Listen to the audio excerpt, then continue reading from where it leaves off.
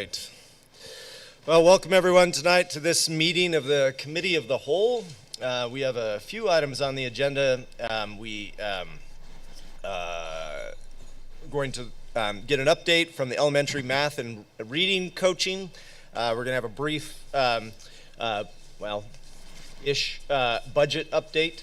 But before that, I believe that we are going to hear about our volleyball team. Thank you, Dr. Goetz. Our students make us proud every day. However, we have a reason to be extra proud of our girls volleyball team. They were recognized for their sportsmanship, I believe, by the PIAA, and we've invited some members just to come forward to get some recognition from the board and for us to express our gratitude for them being so awesome. So if members of the volleyball team could come forward, please.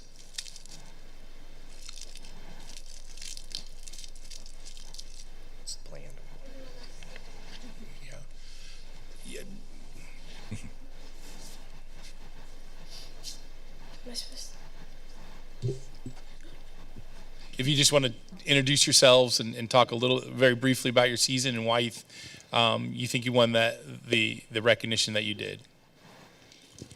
Okay. Hi, everyone. I'm Lainey. I was a senior this past season. This is Emily. She was a junior.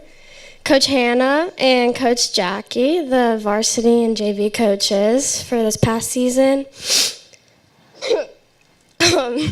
So last year we had a record of 6-13, and this year we had a record of 12-8, which is obviously a huge progression from last year. And I would say a big part of that was our new coaches, but I also think that we really came together as a team this year, and I thought that really helped. I definitely feel like I bonded with my team, and I think Emily could definitely agree with that. And I think that we got the sportsmanship award because no matter how well or how bad we did, because everyone has bad games, we stayed humble throughout all of it. And I don't think any of us were ever super cocky or anything like that. And I feel like we were always super nice to the other teams after bad games and everything. And I think a huge accomplishment for us this year was at our last game, we actually swept our rivals, which is great because they're a really good team. And even though they were our rivals and they're, a little bit mean sometimes to us, we stayed super humble about that. And overall, I think we just had a really good season compared to past seasons. So it was a great way to end my senior season, at least. And we had so much fun. Thank you so much for having us here. We really appreciate it. And we're very grateful for this award. Thank you.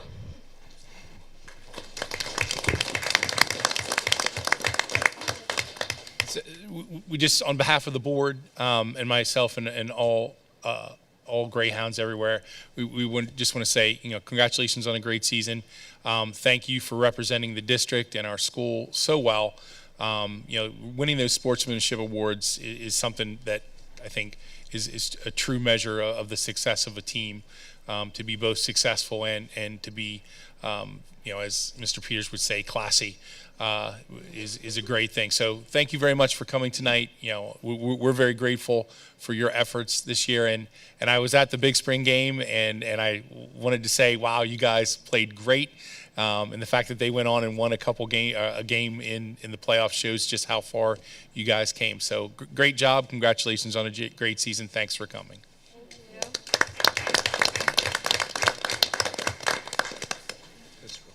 Before we move on, I should have introduced our new members. We've got a new look board today. At our 8 o'clock regular meeting, we'll swear in our new board members, but I first just want to welcome Mr. Carey and Mr. Donovan to the board for this Committee of the Whole meeting. So welcome.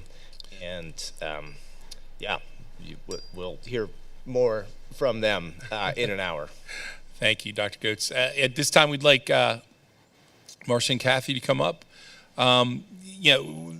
we had the opportunity to have some coaches hired to work at our elementary level in reading and math. I'm a firm believer and proponent of instructional coaching. To my mind, it is a game changer when it comes to improving instruction and learning in our schools. And two of our coaches are here tonight to kind of talk a little bit about what they do and the impact that they've had.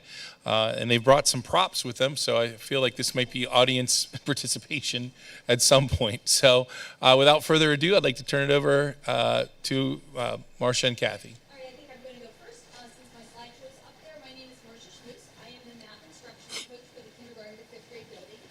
I have been in education for 31 years. Marcia, I'm sorry to do this, but could you speak into the microphone, because there are folks at home who want to hear what you have to say and they can't hear unless you're Teachers don't speaking use into the microphones. microphone. We use our teacher voices. Thank you. All right. I'm sorry. It's totally ruined the vibe. Okay, so I am Marcia Schmoose. I am the K-5 math coach here in the Shippensburg Area School District. This is my 31st year in education. 25 of them have been spent here in Shippensburg in a variety of roles. Today I am here to discuss with you, let's see if this is going to work. Oh, yes. Oh. All right, there we go.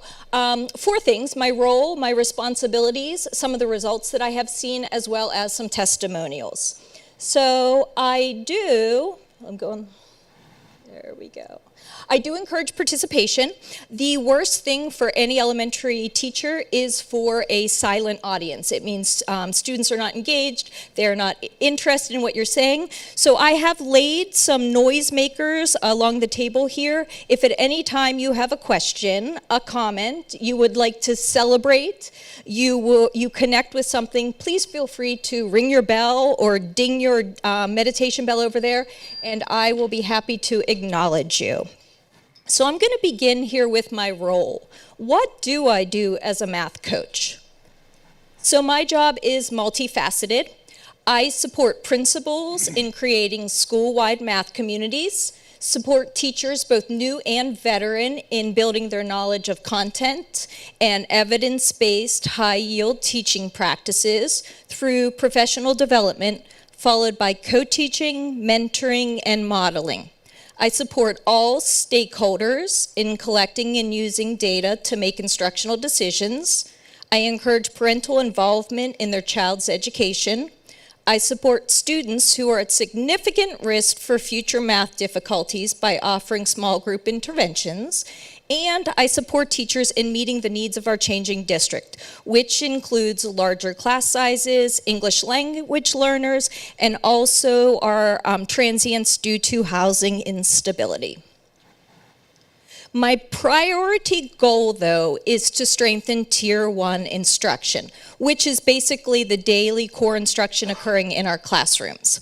I had the honor to do a virtual math summit with Dr. Amanda Vander Hayden a few summers ago, and she said something that resonated with me.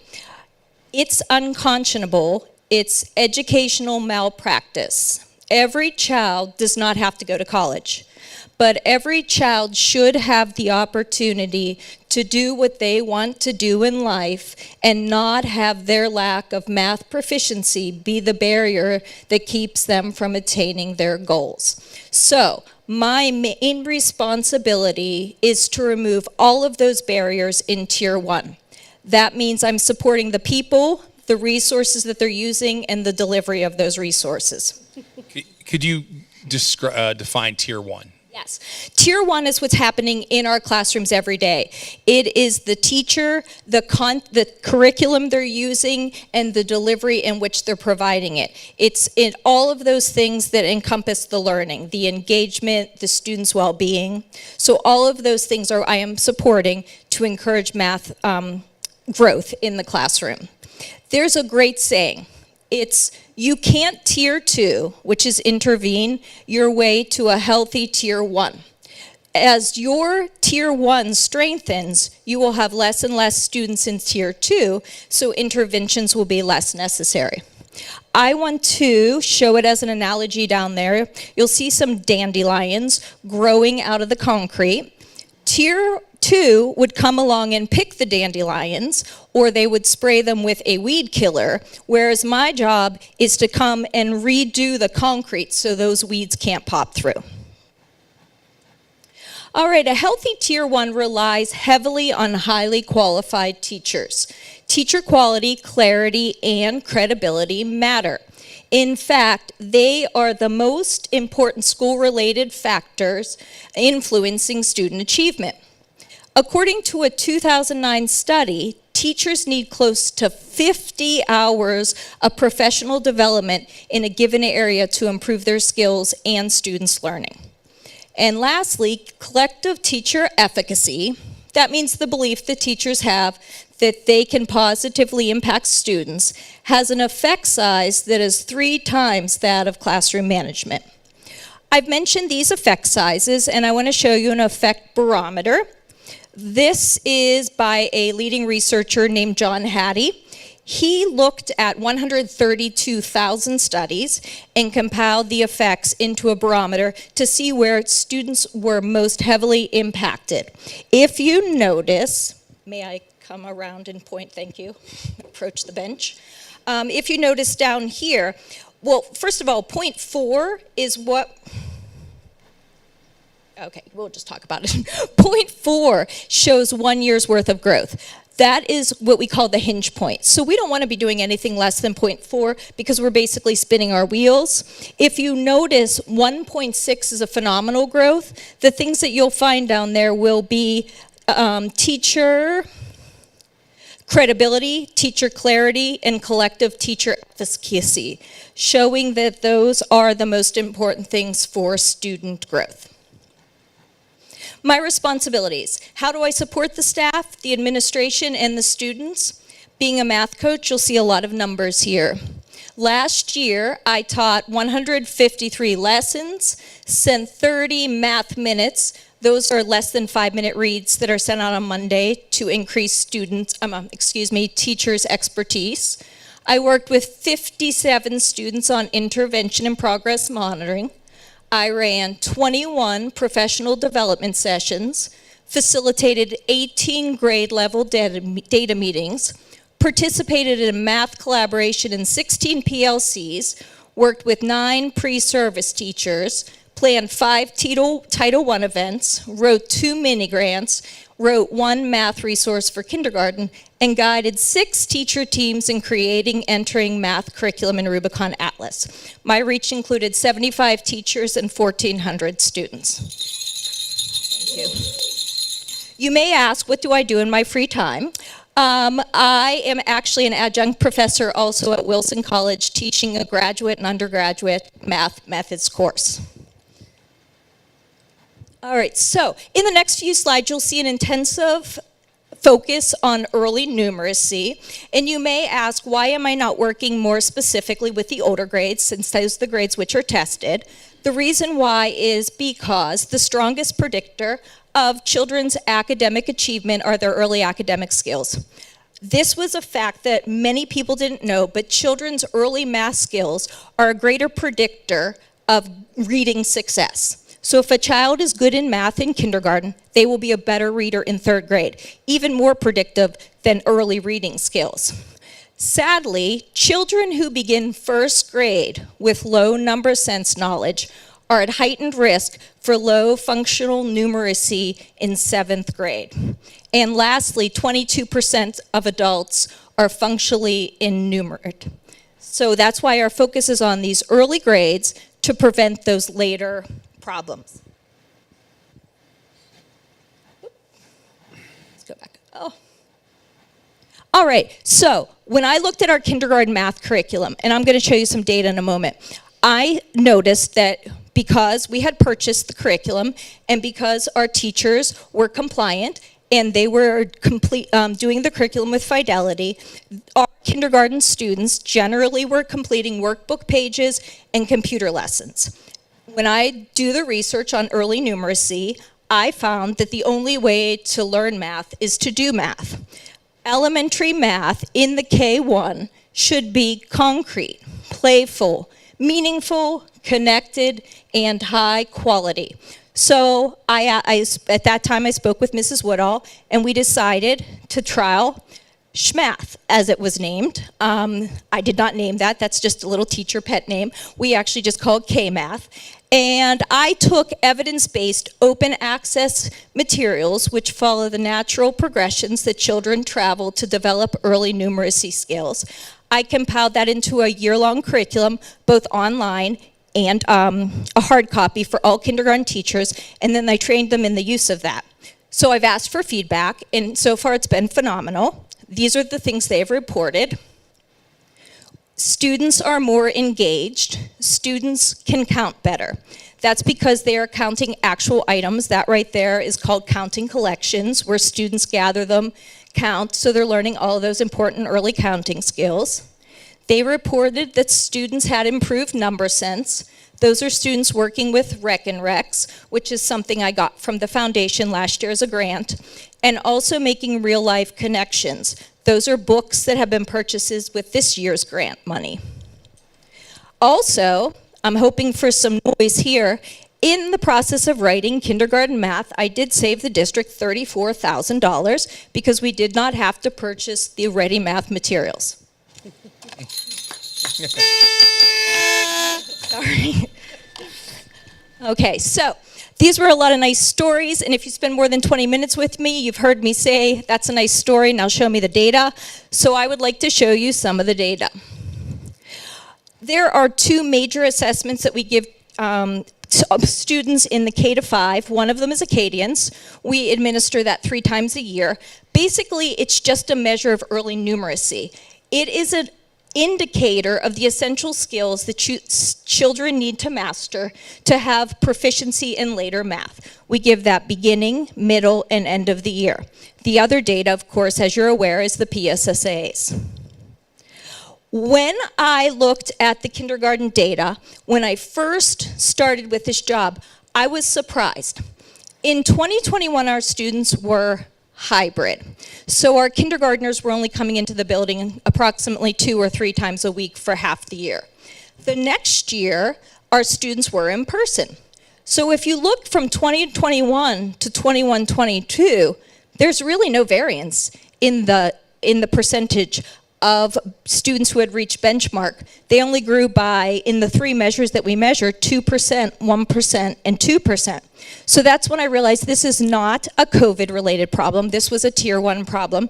So I went in, looked at the program, met with the teachers, started using early numeracy routines, and you can look at the data from last year. We now are at 66 to 71%, and a healthy Tier 1 is we're looking for somewhere between 75 and 80. So after 1 year, we're almost there. If you look specifically, these were from an old program, and I could only access some of the reports. So in this one, I could only show you Nancy Grayson. Where the stars are, that was pre-COVID. The white, lightest lines are after their work with me. So you can see that we have grown from beginning, middle, and end. James Bird's composite went from 59.6% to 79.4%, and there was a long-term sub who was not familiar with math pedagogy in there for 4 months. This is also a bar graph of Nancy Grayson's, where you can see pre-COVID numbers with the star, work with me in the lightened bars. 3rd grade at Nancy Grayson went from 39.8% to 63.8%. After this 3rd grade, I worked pretty intensively with, so this was over a period of 2 years. If you notice there are bars, the stars were pre-COVID, the gray lines are after working with a coach. And lastly, our PSSA data. When we look at this, 2021 would have been that year we took it right after COVID. So you see that in 3rd grade, we had 35.4% advanced at Bird and 38.9% at Grayson. And you can see the growth each year. We finished at 59.4% in Grayson and 53 at James Byrd, which is 15% above the state or 21% above the state. And more phenomenally, I think, is we now have 20 to 22% advanced learners. So we are not just growing our lowest cohort, we are also growing our highest cohort.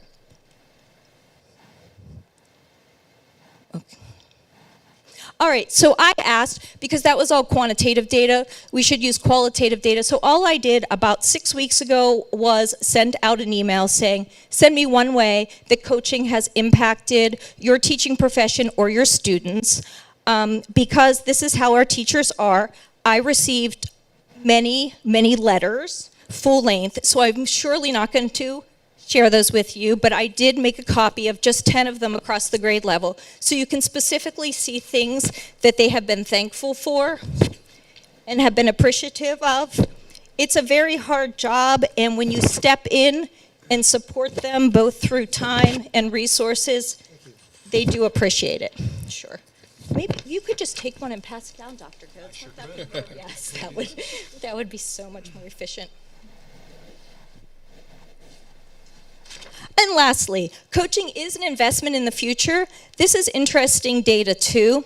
When we go to professional development, there's a variety of ways that it is done. The first is that it's just, we talk about it, the presenter talks about it, or the presenter demonstrates it. Then there's the presenter who sometimes asks you to practice it. And then the last one, which presenters can't do because they're just hired for one day, is the coaching portion of it. And that's when you walk alongside the person who's just learned it. If you notice from theory, and we transfer to practice, 0% of stuff that is taught in professional developments is easily transferred to practice. 0% of that which is demonstrated in professional development, 5% of which is practiced in professional development, but 99% of what is coached is transferred into practice. That's because I'm in there in the classrooms doing it with them. Very delayed, okay. I think the future of math in Shippensburg is very bright. I absolutely believe that we can be the highest performing school on the I-81 corridor. As long as we continue to encourage student engagement, teachers as contact experts, and teacher clarity. That, in addition to my work with small group intervention and also assisting teachers in the implementation of the science standards, as they're very directly related to the math, our future is bright. Any questions? I have one. Is this thing on? Yeah. Say you go to all the schools, James Byrd, Nancy Grayson mostly? James Byrd, Nancy Grayson, Grace B. Lours, and the intermediate school. All right. Nancy Grayson and James Byrd. Do you find it more beneficial having 2 first grades or more beneficial to have 1? You're not, I can't get into that right now. Oh, you're teaching. Oh, Teaching. there are benefits and there are pros and cons to both. There are. So slide 7, you talk about that it's collective teacher efficacy that Yes. makes the big difference. So how do you, I imagine you're in individual classrooms, but then how do you get that I also run the professional development sessions, meet with the teachers during their grade level planning time, meet with them before school, and attend their after school PLCs. when they're in, those are When they're together by grade level, correct. Okay. Yes. Thank You you. are correct. I would say 80% of my work with teachers is individual, but then I work on that 20%, getting them those 5 times after school. And on professional development days, I spend a lot of time with a large group. So that makes it sound like to me that it's sort of it's almost a changing the culture that you have to do to get. The whole first year was Is building impact. relationships and changing culture. Yeah. Absolutely. So sorry, No. it's just more, it's not just numbers and and skills. There really is that you really have to get that group dynamic going. Absolutely, and we're still, if you're familiar at all with implementation science, you have those early adopters who really want to jump on your bandwagon, but you have those laggards too. And I am still, I mean, it's only been 2.5 years, but I'm still dealing with those laggards and trying to get them motivated to see that what we are doing is not more work. It's just, you're not spinning your wheels, it's better work. Thank you. Sure, thank you. All right, thank you so much. I feel like we should make some noise. That's just yay. I'll take the clicker too. Thank you.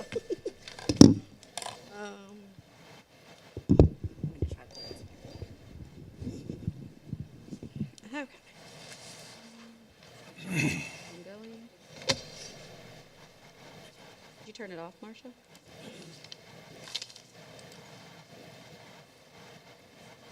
You say slide, I think Mrs. DeLong can advance it if that's not working. Okay. There you go. Oh, and I got it. Okay, I got it. All right. All right. You might want to need to adjust the mic too. There you Now, go. can you hear me? Yeah. Okay, thank you. All right. Okay, so Marcia just talked a lot, and we do the same thing. The only thing is I do it with reading, and she does it with math. So I am Kathy Wolf. I do have 27 years experience in teaching. 16 of them have been here in SHIP. I also did 9 at Big Spring. During all of those years, I've taught first grade, kindergarten, and as a reading specialist. So, and then 2 years ago, I took on this role as the instructional coach for the K-5 literacy. My role is to support the teachers and the leaders in the use of evidence-based practices within their classroom and the school to improve student learning. And Marcia talked a lot about that as well. Oops, sorry. It's not like my clicker. There we go. Okay, well, I have many goals and responsibilities with what I do. I want to talk about one significant goal that I've spent a large amount of my time doing because it is affected by the, things that are happening around the nation and the state. So for over 20 years, there's been an ongoing debate in the educational world about the best way to teach reading. Some of you have probably heard about terms called the reading wars or hooked on phonics, whether we teach phonics or whether we don't teach phonics. And so I've been around long enough that I have taken many graduate classes and trainings on all the different types of reading and philosophies. I did the old reading recovery, and now I'm into the more science of reading. I've taught many of the different programs as well and been trained in several different ones. What we need to understand at this point in time is that not all teachers have the same training. Depending on where you went to college and when you went to college, reading was taught in a significant different ways. In fact, one of our other reading specialists and I that have worked closely over the years, one went to Pittsburgh, I went here in Shippensburg. And when we came together 15 years ago, we were very different, and we had to learn to find each other's nuances and find out. I learned from her. She was phonics based, I was reading recovery based. So I know a lot about the differences of what teachers are learning and what they've been thinking. And so in more recent years, this one side of this reading war has been gaining ground on the other part of the idea. And this is all based on research and the brain studies of how we learn to read. And the studies have shown we need to learn more systematically and explicitly through phonics instruction. So to give you a general idea, they teach us what's called a reading rope. There's 5 parts of reading: 5 vocabulary, comprehension, fluency, phonics, and phonological awareness. And if you picture each one of these as a strand of rope and you twist it together, they all come together to build that reading within the child so that they can have it firmly based in their brain to read all of these words and gain bigger words and grow as they read more. So, sorry, I lost my spot. So this has become known as the science of reading, and it's become so predominant that even the state has gotten on and decided that they needed to change the way universities are teaching reading. So like I said, my friend and I, that we learn different ways. Now everybody's coming around to what they're calling structured literacy, or the science of reading. And they're understanding that we have to have all of those strands of the rope built together to teach. So basically what I've been doing over the last 2 years is getting this rolled out into teachers thinking that we do have to change a little bit about what we've been doing, and understanding we do need the phonics part, the phonological awareness part. And that's based at the kindergarten and first grade level before they can grow into their vocabulary and comprehension. So the state has recently passed legislation requiring that the colleges and state districts are doing this and requiring this. So we are currently in the process of doing that. Our K-4 teachers are already in a program. Some of them are in a program called, or a training called Language Essentials for Teachers of Reading and Spelling, which is LETRS. So I've been working closely with the LETRS training, and then going into the classrooms after they receive the training and modeling these types of things that they've been doing and helping them to understand what the training has shown them. And then also helping them assess their students and some of the new assessments that we've been finding, and using that to drive their instruction and decide what each individual student needs as far as their reading is concerned. I've also, because this rollout's going to take several years, 39 teachers are currently in it, but it's going to take several years. So I still go, right now it's the kindergarten teachers, the first grade teachers, and the learning support teachers that are in the LETRS program. The other teachers are supposed to come up within the next couple of years, but I still go in their classrooms and introduce to them the very basic concepts and routines from the LETRS training, so that they're getting from the structured literacy. And then also for those teachers that haven't gotten into the LETRS training yet, I just recently went to the IU and was trained what they call train the trainer. And so I am now trained to give them anywhere from half day to 1 day training on structured literacy, so that they will have an idea what's coming, but when they get to the LETRS training themselves. It's like 3rd, 4th grade aren't going to get to go for about 2 more years yet. Both of these requirements, the LETRS and my Train the Trainer training, is going to fulfill all the need for the teachers in the district that are elementary certified, or even some of your ELA teachers from 6th and 7th grade will be able to get that structured literacy training mandate from the state. Okay, so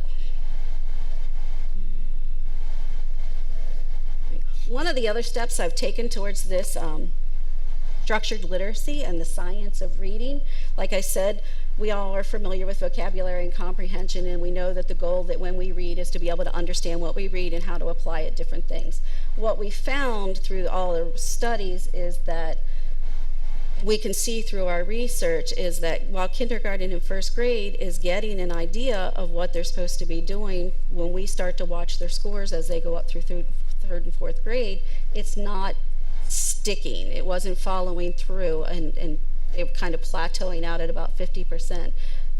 That's because we were lacking the systematic and explicit instruction of the phonics piece. So last year I went into 6 different classrooms and took a couple of different programs for phonics, piloted them in the classrooms, and after working with those teachers and looking at the data, I talked with Sherry, and we decided to implement UFly Foundations, which is an explicit systematic phonics program that does meet all of the structured literacy requirements for phonics. So as you can see in the pictures here that I shared, it's a multi-tactile hearing, listening, writing, reading program, and they have to go through all of that while they're doing the lesson. So in the top right corner, the girl is using her letters on her tray to make a word and tap out the word. Then the boy, they're writing them, and then they're also reading passages and working through passages, all based on their skill levels that through a continuum of phonics. All right.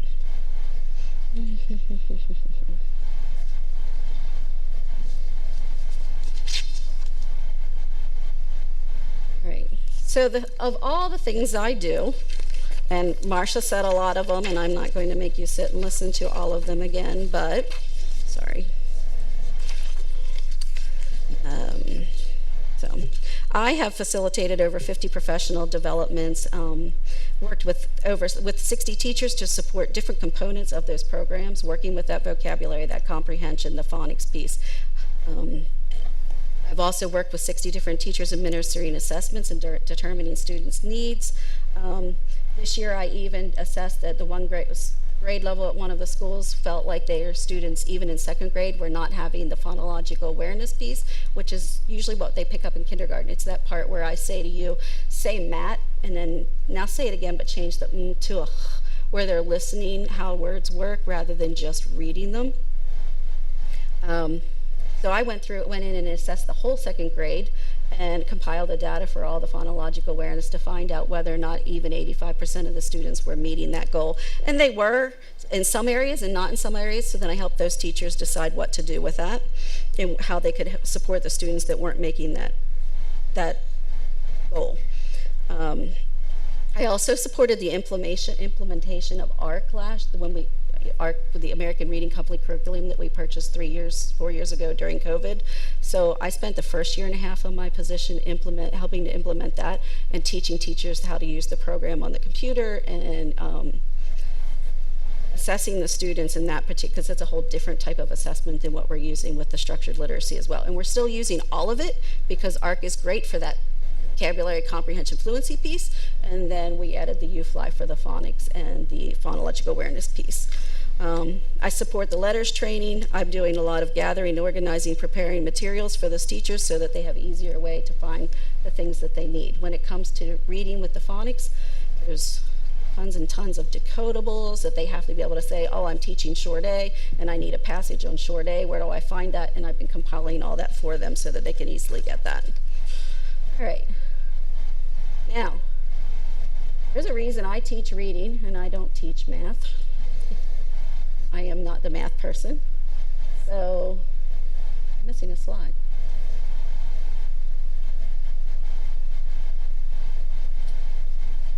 All right, I don't know what happened to us. There was a PSSA slide there. I don't know where it went. Oh, there it goes. I don't know how it got down there. Okay. If you look, as I mentioned earlier, if you look at the historical PSSAs, we've been staying around the state average, slightly coming back up again. I would feel that the reason that that's continuing is because we didn't have that solid foundation that I've been working with at K&1 and that phonics piece. So I'm not going to go into a whole lot about the PSSA scores. If you look at our Acadian scores,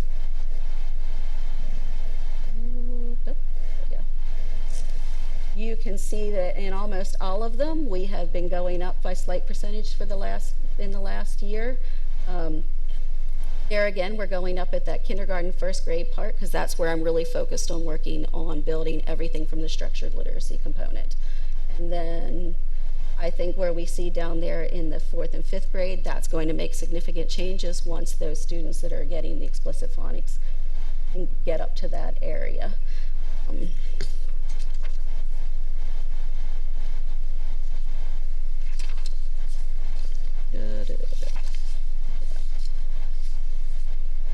I'm trying to remember. I know I'm forgetting one thing and I'm not sure what it is. Oh, I am fully confident that all of our scores with what we've been doing over the last 2 years and introducing the UFly Phonics program are going to be going up. And we will see that. We don't have any data since we just started UFly right now this year. What we will have in the mid-year Acadians assessment and the end of the year Acadia assessments, we should definitely see some growth in that area. So to end, since I'm out of order, I'm going back the wrong way. We are making progress and we are doing great things here in Shippensburg. Teaching reading involves a lot of different components and it takes a lot of work on the teacher's part. Instructional coaching has been very instrumental in supporting those teachers, and so I'd like to thank you for letting me share that, and that's about all I have. Thank you both for your presentation. Coaching definitely makes an impact, and we're glad you were able to come tonight to share the great work that you're doing with our teachers. I think to your point, Dr. Lyman, everything works in the classroom. Some things work better than others, and it's really about the coaches helping teachers identify what the most effective practices are, giving them time to get comfortable with them and helping to model and lead that process through. And we're well on the way with both math and reading at the elementary levels. So thank you very much. Mrs. Lentz, you want to roll into yours? All right, good evening. So it is that time of year again where we're going to start looking at budgets and discussing budgets for the upcoming fiscal year. So tonight I wanted to review a few things with you. I wanted to review the budget and Act 1 timeline that we must follow that is set by the state. To review the first decision the board has to make, whether it's to adopt a resolution to stay within the index or to do a preliminary budget and apply for referendum exceptions. Highlight the Act 1 index, look at a very, very draft 24-25 preliminary budget, show you what the fund balance is as of the end of last fiscal year for 22-23, look at the implication to taxpayers based on the Act 1 index, to review some historical and comparison data between us and other school districts, and then just to take a look at our historical tax increases. So on the next two slides is the timeline. So the timeline varies and the different steps we have to take, whether the board approves a resolution to live within the index or if we do a preliminary budget and raise taxes above the index. So if the board decides to do the resolution option, the first decision that needs to be made, it needs to be made no later than January 4th of 2024. And again, that's that if we're doing the resolution or the preliminary budget. The proposed deadline, we're asking the board to consider that as an action item tonight on the December 4th agenda. But if it is too early, then we could certainly have a special meeting between now and January 4th for the board to make that decision. And just a reminder, that decision is, again, just binary. Are we staying within the index itself, or are we going to look for an exception that would allow us to go above the index? That's the only decision we need to consider tonight. So then after that, we would have to submit the resolution to PDE 5 days after the board approves it, or no later than January 9th. And then the next decision point that the board would have to make with the resolution path is to adopt a proposed final budget. And the state says that that needs to be done by May 31st. We would ask the board to consider having that approved by April 22nd. And then we have to advertise the proposed final for public inspection. And we'll have to put an advertisement in the newspaper 10 days before the board adopts the final budget. And then the final budget has to be approved no later than June 30th. We would ask that the board approve the final budget by June 10th so we can have the tax bills out in the mail by July 1st. So if the board would choose to do the preliminary budget route, the timeline is a little bit different and a little bit more intense because not only then do you would approve us going for a preliminary budget, but we'd have to display that preliminary budget for public inspection. We'd have to let the public know that the board intends to adopt the preliminary budget, and then you'd have to adopt the preliminary budget no later than January 24th. And then we have to submit that preliminary budget to PDE. We also have to let the public know that the board is going to apply for referendum exceptions. And we'd have to submit those referendum exceptions to PDE. And once we get through all those, then you're down to the same step as the resolution, where you adopt the proposed final budget no later than May 31st, preferably April 22nd, and then a final budget by June 30th, no later, or we recommend by June 10th.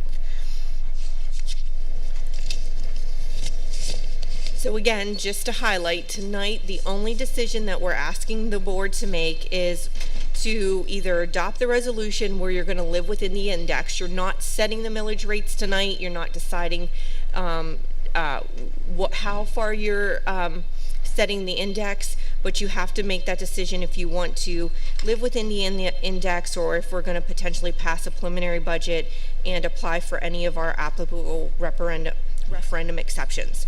So what are those referendum exceptions? There is 4 of them by the state. And so 2 of them we have qualified in the past. The first one is retirement. The last 2 years we haven't, I should say last year and this year, we haven't been applicable for that one, because the PSERS employer contribution rate has either declined or it is not increasing as drastic as it used to be. So I am projecting that, once again, we will not qualify for this referendum exception in the 24-25 fiscal year.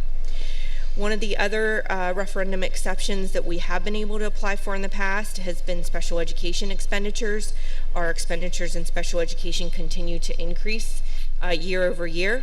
I am projecting that the district will qualify for the special education expenditures, and a quick estimate, I'm projecting that if you would apply for this referendum exception, we could get an additional $343,164 for our special education expenditures.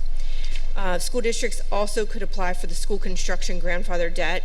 Unfortunately, Shippensburg does not qualify for this one. What this is if you have grandfather debt where your debt payments are increasing over time instead of decreasing over time, you can apply for a referendum exception. We do not have that.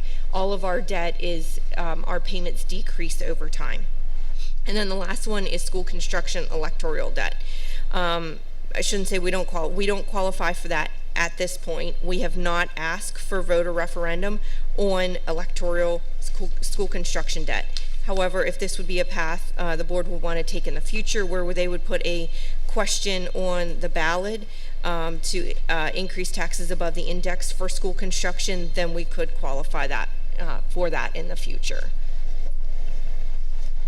So this is a very tiny screen, but in your packet, the last page in your packet, you will find this form, and it's just showing you the special education referendum exception and how we calculate that. So we compare our annual financial report data from the let me make sure I say it, from the 21-22 fiscal year to the 22-23 fiscal year. And based on our expenditures, you can see that they are increasing from one year to the next. And based on the calculation, that's where the state says we could go above the index and get an additional $343,164 for our special education expenditures. And like I said in the previous slide, I don't foresee us qualifying for the retirement exception because the rate is increasing slightly. It's projected to increase slightly by 0.73%. However, that rate has not been set by PSERS yet. That was the projected rate that they had placed out there last year at this time.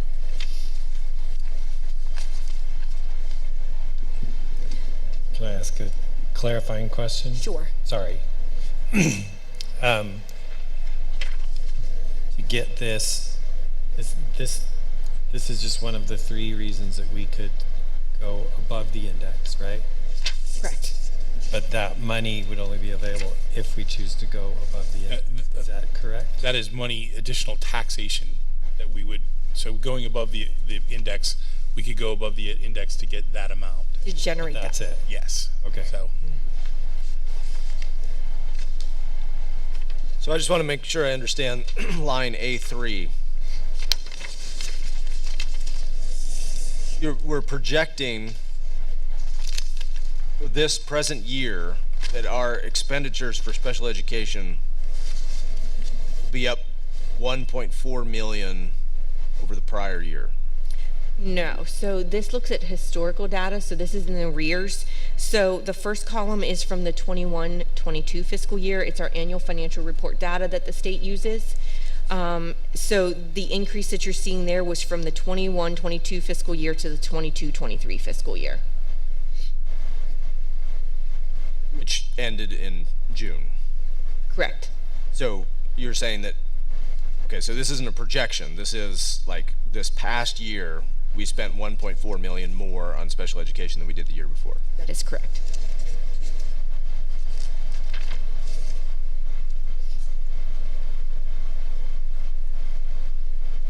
And I assume if we were to project, it's not going down.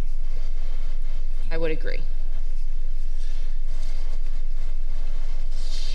Does this include the state funding? Do we even know what getting state funding yet? We have no idea. It's way too early to know what the state is going to do in terms of funding for next fiscal year for us. We didn't get the last, did we? That is correct. There's still a hang up. We still have not, I'm not saying we will. I don't know if we will, we won't, but there was a proposal to get us level up funding as well as some grant funds for mental health and security, and that is still left to be determined at the state. So anything we do now can be affected by what the state gives us. So if we put the money out now and the state gives us enough money to cover that, that can go back in our budget. Am I right? So if the state increases their allotment to us and it looks like they're putting significantly more money than they have in the past, that will positively impact our budget. Right now, they're still kind of haggling over that level up funding. Cyber charter reform is also a big ticket item that could have a big impact on us as well. So they've not solved that problem yet or come to an agreement on that part to allow them to finalize their budgets. And what is the advantage, other than special education, what is the advantage of going to 7.4, going over to 7 point? What is the advantage? So I think, Mr. Scott, that's a great question. For us tonight, basically the board will have to make a determination to how close to that ceiling they want to get, that 7.1% ceiling. We're not committed to anything now. Obviously the greater that increase is, the more funding we have for the district.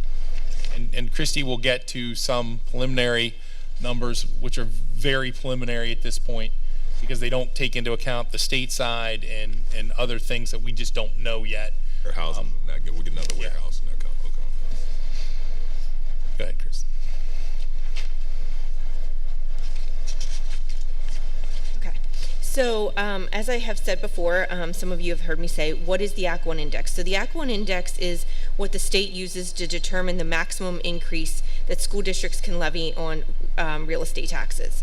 And so the state calculates a base index, and they use the Pennsylvania State Average Weekly Wage, and they use a federal employment cost index for elementary and secondary schools. And then school districts can get an adjusted Act 1 index if their personal value, market value personal aid ratio is greater than 4.0 or 0.4. And then they use that index and multiply it by the sum of 0.75 to come up with an adjusted Act 1 index. So I have the history there. I have 3 years of history. So for 22-23, Shippensburg's adjusted Act 1 index was 4.5%. The base that year was 3.4. In 23-24, our adjusted Act 1 index was 5.4%. The base was 4.1%. And for 24-25, our adjusted Act 1 index is 7.1%, and the base is 5.3%.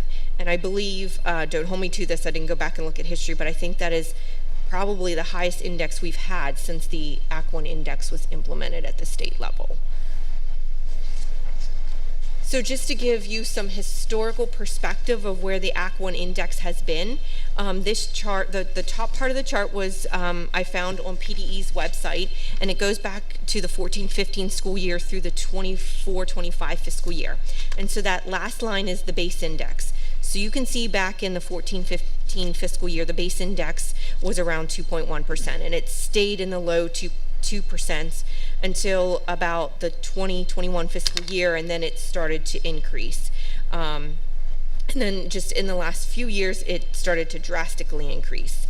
The chart you see below is from the PA Independent Fiscal Office, and it's their forecast of what they believe the Act 1 index, base index, is going to do over the next few years. So you can see for 24-25, the base index is 5.3%, but it is projected to decline in the future years. So it goes to 4%, then 3.6%, 3.2%, and 3.1%.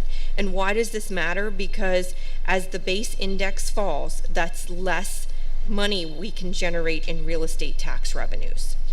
So just to give an example, in the 21-22 fiscal year, Shippensburg's index was 3.9%, and we were only able to generate $695,000 in additional revenues from real estate taxes by going to the index. So as that index falls, we're not going to be able to get as much money from our real estate tax increases. So the forecast though, is that just based on projections that like inflation is going to go down, or is that based on some kind of policy? I don't know. I can try to do some research. I don't know what the PA Independent Fiscal Office takes into account when they're looking at that base index. But the fact that it's gone up is because a big chunk of the calculation is on wages, right? And so inflation's gone up, wages have gone up, so everything's more expensive. That means they're going to let us raise the taxes a little bit more to try to compensate for that, right? I'm assuming that's part of the calculation. Thanks. You're welcome. Okay, so this is just a very, very preliminary budget. We have a lot of work to do with this, but I wanted to give the board just a sense of where we may be. So what I did is, the first line you see is an estimate for our revenues with no tax increase. So what I did is I just took the current fiscal year budget for 23-24, and I backed out the ESSER grant money that we know is going away and the access funds, and I kept in there the state funding that we had projected to get in the 23-24 fiscal year, which was 60% of $5.6 million that the state included in the basic education funding formula. And then all other revenues that were in the 23-24 budget, I just left as is. We're going to have work to do with that. Watching our earned income tax, not that it's growing leaps over bounds, but it has been increasing. We'll probably be able to increase that as well. And once we find out what the state's doing and looking at some other numbers, I'm sure that we will be massaging the revenue numbers as we learn more information throughout this fiscal year. But that's just what I would say a conservative approach is to for judging our revenues at this point. Should the board increase taxes to the index, that 7.1%, that would give us an additional $3.28 million in revenues, or would put our revenues at approximately $65.7 million. So then for estimated expenses, I just quickly put down $68 million for estimated expenses. And what does that entail? I estimated, as we know, there are going to be salary and wage increases next fiscal year. We have also been told that our medical insurance is going to increase by 16.24%. And yes, I was shocked to hear that number at our last consortium meeting. Historically, we have averaged around a 5% increase in our medical insurance. And you might wonder, why is this going up? Well, partly we're seeing an increase in our claims, but the big part of the increase, everybody is seeing this. Every school district is seeing this, as our health care is now catching up with inflation. So how they explained it to me is, our doctors and our providers have multi-year agreements, and these agreements are coming due. And as these agreements are coming due, they were at lower cost, and now they are wanting higher rates. And so it is driving up our medical insurance rate. It's not just our school district, it's going to happen across the board. And just to point out, a lot of those things are not within our control. We don't get a say in a lot of those things. So just so you have a number in the back of your mind, a 16.24% increase is right around $1 million that we have to add to the budget. And that is included in that $68 million number you see there, because it's such a large increase. And then we also know that the district's contribution into the HSA is going to go up, because the deductible rates have gone up, and the district puts a percent in to in the employee's HSA, so of course automatically the district's employer contribution will go up. I also estimated the PSERS employer contribution rate increase that I spoke about earlier, and then all other expenses I left at the 23-24 budgeted totals. And we know that that's probably not accurate, because we know every year special ed goes up, our general liability insurance goes up, but this was just a quick estimate so we could see what kind of deficit or surplus, but unfortunately deficit, that we are looking at. So if we were to raise taxes to the index, we would be at a $2.25 million deficit. if we would not raise taxes at all, we would be at a $5.5 million deficit. Again, these are very rough numbers and we have a lot of work to do, but I did want to give the board an idea of where we possibly stand. I thought I saw it in here, but is PSERS becoming less burdensome than it was years ago?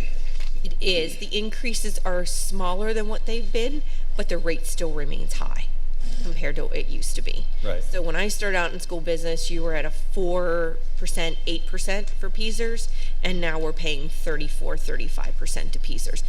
The increases are leveling off. They're not 4% increases. They've been less than 1%, but it's still a burden on our. Huge number. It's still a huge number. And that's us fixing the state's mismanagement of their retirement system, correct? Correct. So again, out of our control. Christy, I remember months ago, you passed out a paper about the taxes. You showed that in 17 years we lost 20-some million dollars because there was times we didn't raise to the index. And That's in here. It's coming up, Mr. Scott. Oh, is that part of it? Yeah, just a Okay, sorry. reminder. Okay, so I'm not going to spend a lot of time on this. We can certainly look at this at an upcoming budget and finance meeting, and I can talk about our fund balance and the different categories from committed, assigned to unassigned. But just for high-level purposes tonight, I wanted you to see where our fund balance is as of June 30th of 2023 and where we project it to be as of 6/30/2024. So you can keep this in the back of your mind as we put together the 24-25 budget. So just very high level, I'm going to talk about the totals at the bottom. So our total fund balance as of June 30th of 2022 was $15.1 million. During the 22-23 fiscal year, we used $1.38 million of our fund balance. And then when we ended the fiscal year, with a $1.34 million surplus. So then we're able to add that back into the fund balance as well. So now we're able to distribute about $2.7 million into fund balance. So that gets us to the fourth column, which shows the actual fund balance as of 6/30/2023. So we're looking at a fund balance of about $16.47 million. However, if you recall, when we put the 23-24 budget together, we planned to use some of our fund balance. And some of that was to use to help pay for our new 7th grade teaching positions. It was for technology capital outlays. It's for maintenance capital outlays. It's for district safety. And then we used some of our unassigned fund balance to balance our budget. So we had about $1 million that we are using to balance our budget. So we are proposing to use about $2.9 million in the current fiscal year, which would put our projected ending balance as of June 30th at $13.5 million. Again, we won't know where we land till the end of June of this fiscal year until we close out the audit and we know our true revenue and expenditures. But I can just tell you that is what we are proposing at this point in time. Okay, so if you want to know if we raise taxes to the index, what does this mean to our taxpayers? So up at the top, you can see what our actual millage rates are for each county for 23-24. If we raise taxes to the index, then you can see what it would be for 24-25. So Cumberland County millage rate is currently 13.482. Increasing taxes to the index, it would make the millage rate 14.1276. For Franklin County, the current rate is 100.0525. If we raise taxes to the index, that puts it at 118.5326. So just concentrating on the yellow, the median assessed value, raising taxes to the index in Cumberland County, the annual cost would be $111.20 for the median assessed value, or $9.27 a month. For Franklin County, the median assessed value is the $19,630 assessed value. That would be an annual cost increase of $362.76, or a monthly increase of $30.23. If you would raise taxes above the index to apply for the referendum exceptions for the special education and get that additional $343 from our taxpayer base, we would have to increase the millage rate. So the millage rate would now go in Cumberland County from 14.1276 to 14.2769, and Franklin County would go from the 118.5326 to the 119.7.785. So if you, again, look at the median assessed value in Cumberland County, the annual cost would be $136.92, or a monthly increase of $11.41, or in Franklin County on a median assessed value, the annual increase would be $387.35, or an increase per month of $32.28.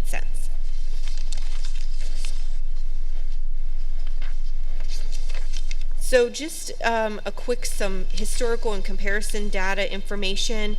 When you look at Shippensburg Area School District and you look at our per pupil spending, out of 500 school districts, with number one being ranked the highest in spending per student, Shippensburg ranks 452 based on the PA School Works fact sheet that was done in 2023. And then kind of like Mr. Scott was referring to and is on the next slide, out of the last 12 years, Shippensburg has raised taxes 10 times in the last 12 years. It doesn't mean we've raised them to the index every time in 10 years, but we've at least raised taxes 10 out of the 12 years. So you have seen this chart before. So this is the historical tax increase since the 2007-8 fiscal year.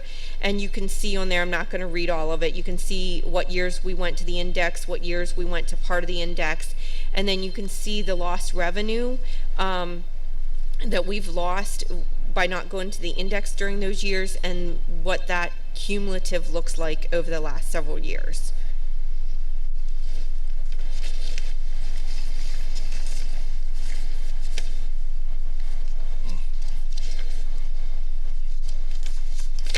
So that brings us to the closing remarks. So it is administration's recommendation for the board to pass the resolution to reside within the Act 1 index for the 24-25 budget year. Is there any further questions regarding the decision that we are has to be made this evening? So, yeah, just to clarify, if we go beyond the Act 1 index, the most we could get is that special education. So it's,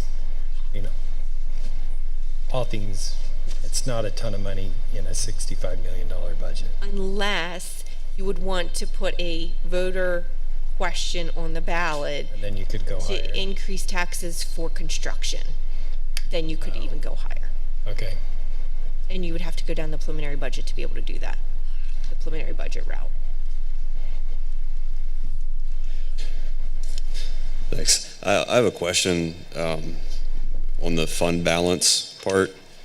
Basically, that's our emergency fund as a district, correct? That is correct. Are those numbers healthy? Like, are they good where they're at, or is there a number we want to be at? So there are limits to how much you can have in fund balance. I would say that that's a solid fund balance. I would defer to Christy, though. So we can certainly pull data at a future budget meeting so you can see how other school districts, we compare to other school districts. But when Mr. August said about that there's a limit that we can have in fund balance, that limit is only on our unassigned fund balance. There's a limit on that particular line item, but there is no cap on the committed or the assigned fund balance. The board can commit as much as they want, but the state says that we can have no more than 8% of our budgeted expenditures in the unassigned or unreserved fund balance.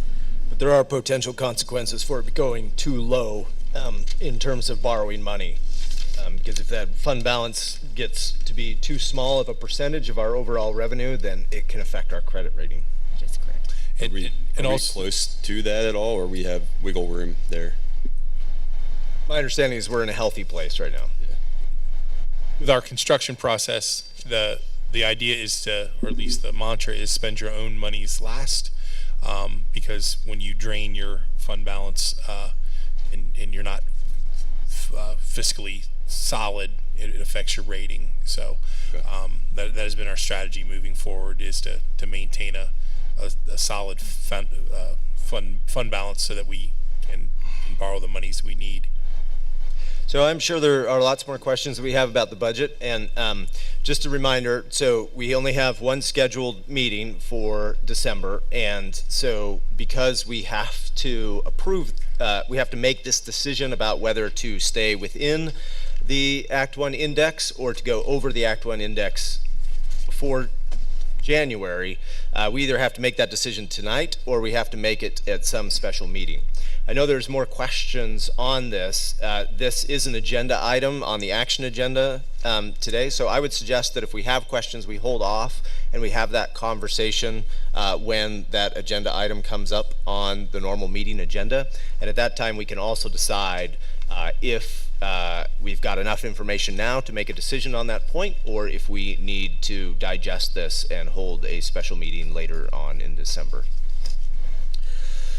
So unless there are other comments, then we'll move on.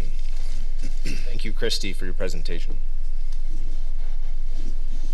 I feel like I should ding my bell for that. Thank you. All righty. Well, so it is 8:10. I guess I bang the gavel. And we're going to call to order the reorganization meeting of the Shippensburg Area School District. So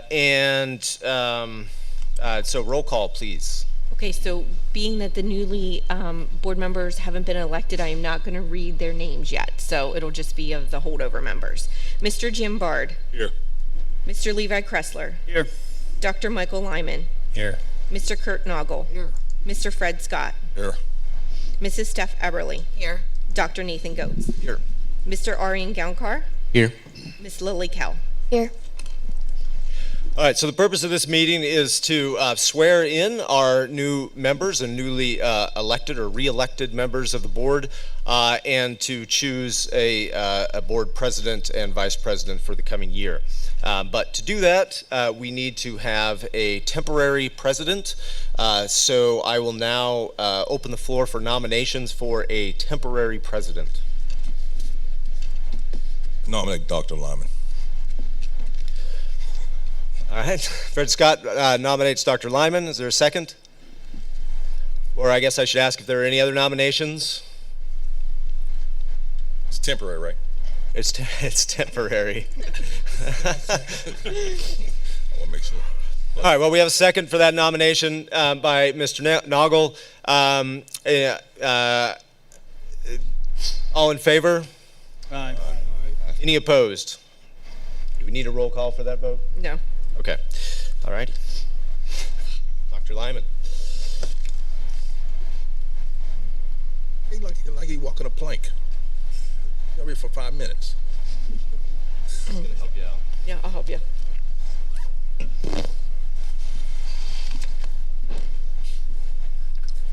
Let's go. Yeah, there you go.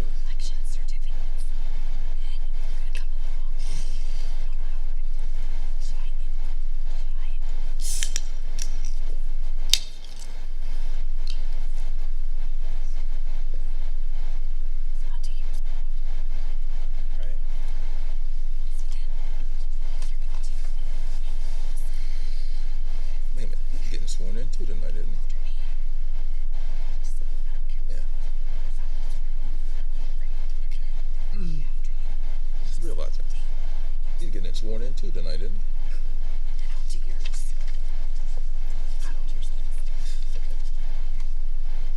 You're going first, right? This was not in my plan.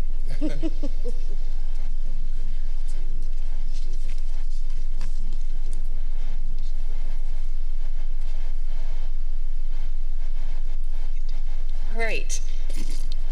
So we're going to start with the certificate of elections. I'm going to read each of the newly elected or re-elected board members. So the first one I have this on top here. It says Cumberland or County Board of Elections, Cumberland County, Carlisle, Pennsylvania, certificate of election, November 21st, 2023. We, the undersigned members of the County Board of Elections of said county, hereby certify that after tabulating the votes cast at the municipal election held on the 7th day of November 2023, in said county that James Bard was duly elected to the office of School Director, District A of the Shippensburg Area School District for a 4-year term.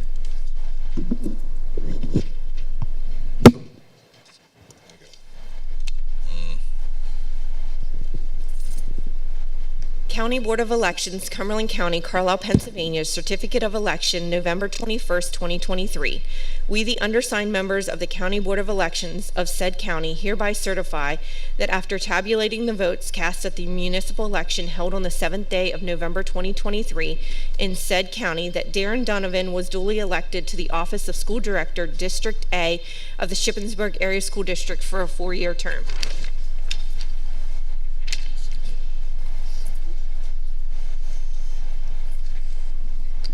County Board of Elections, Cumberland County, Carlisle, Pennsylvania, Certificate of Election, November 21st, 2023. We, the undersigned members of the County Board of Elections of said county, hereby certify that after tabulating the votes cast at the municipal election held on the 7th day of November 2023 in said county, that Michael Lyman was duly elected to the office of School Director, District C of the Shippensburg Area School District for a 2-year term.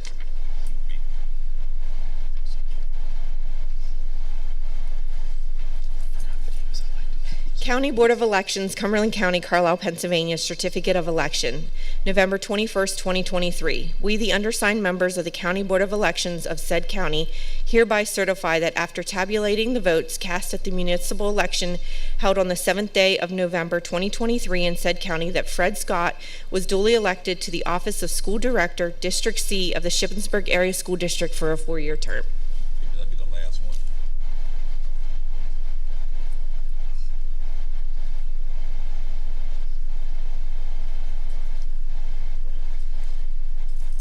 County Board of Elections, Franklin County, Chambersburg, Pennsylvania, Certificate of Election.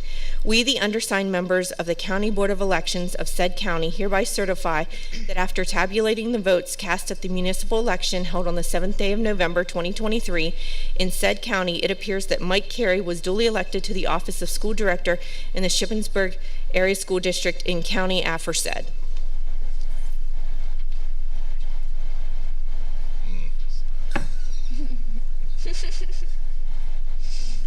Last one. County Board of Elections, Franklin County, Chambersburg, Pennsylvania, Certificate of Election. We, the undersigned members of the County Board of Elections of said county, hereby certify that after tabulating the votes cast at the municipal election held on the 7th day of November 2023 in said county, it appears that Kurt Noggle was duly elected to the office of School Director in the Shippensburg Area School District in the county aforesaid.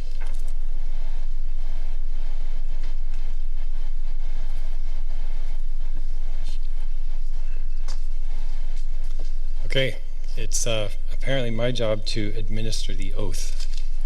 So, Mr. Bard, you're first. Okay. If you will repeat after me.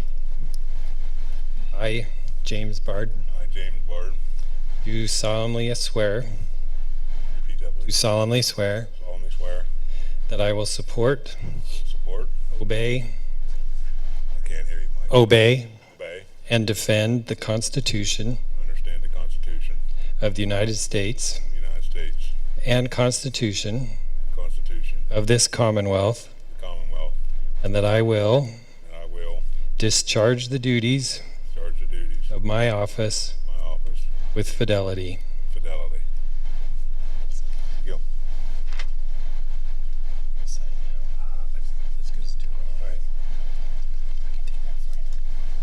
Mr. Donovan, you're next. We stand. You can stand, I guess. Jim did. All right, repeat after me. I, Darren Donovan, I, Darren Donovan, do solemnly swear do solemnly swear that I will support, I will support, obey, obey, and defend and defend the Constitution of the United States the Constitution of the United States and Constitution of this Commonwealth, and the Constitution of this Commonwealth. that I will discharge the duties I will discharge the duties of my office of my office with fidelity. with fidelity. Fred Scott. Me? Yep. I, Fred Scott, I, Fred Scott, do solemnly swear do solemnly swear that I will support, obey, obey, and defend and defend the Constitution of the United States the Constitution of the United States, and Constitution of this Commonwealth, the Constitution of the Commonwealth, and that I will discharge and I will discharge the duties the duties of my office of my office with fidelity. with fidelity. Thank you. Mr. Carey. I, Mike Carey, I, Mike Carey, do solemnly swear do solemnly swear that I will support, that I will support, obey, obey, and defend and defend the Constitution of the United States the Constitution of the United States, and Constitution of this Commonwealth, Constitution of this Commonwealth, and that I will discharge and I will discharge the duties of my office the duties of my office with fidelity. with fidelity. Mr. Noggle. I, Kirk Noggle, I, Kirk Noggle, do solemnly swear solemnly swear that I will support, that I will support, obey, obey, and defend and defend the Constitution of the United States the Constitution of the United States and Constitution of this Commonwealth, and the Constitution of the Commonwealth, and that I will discharge and I will discharge the duties the duties of my office of my office with fidelity. with fidelity.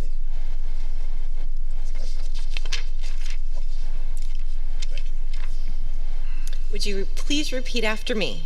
I, Michael Lyman, I, Michael Lyman, do solemnly swear solemnly swear that I will support, that I will support, obey, and defend defend the Constitution the Constitution of the United States of the United States and the Constitution of this Commonwealth, and the Constitution of this Commonwealth, and that I will and that I will discharge the duties discharge the duties of my office of my office with fidelity. with fidelity.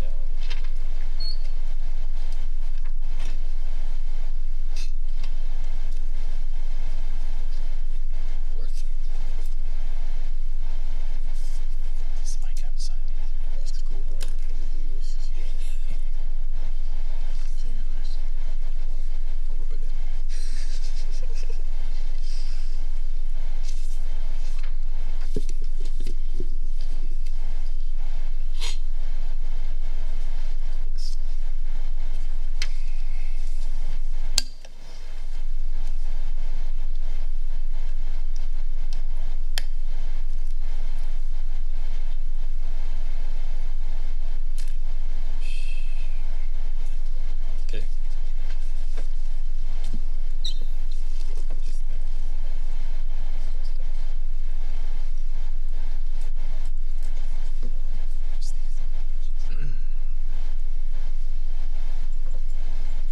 Sorry, there's a little paperwork to do. Okay.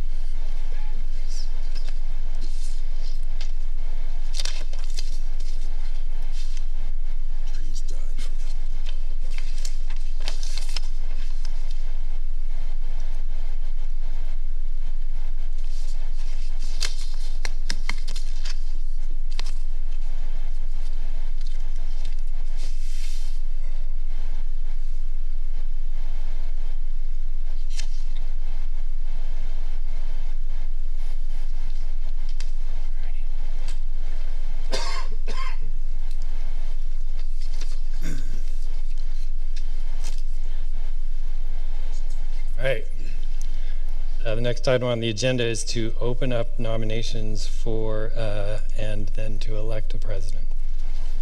Yeah, I would like to nominate Dr. Nathan Goetz for board president. And do we have a second? Can I second? I would second that. I'd like to nominate Stephanie Eberly for president. And do we have a second?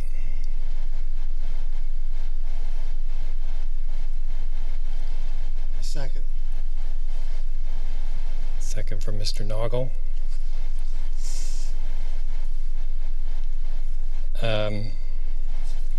All right, a motion. Any more nominations? Take a motion to close nominations.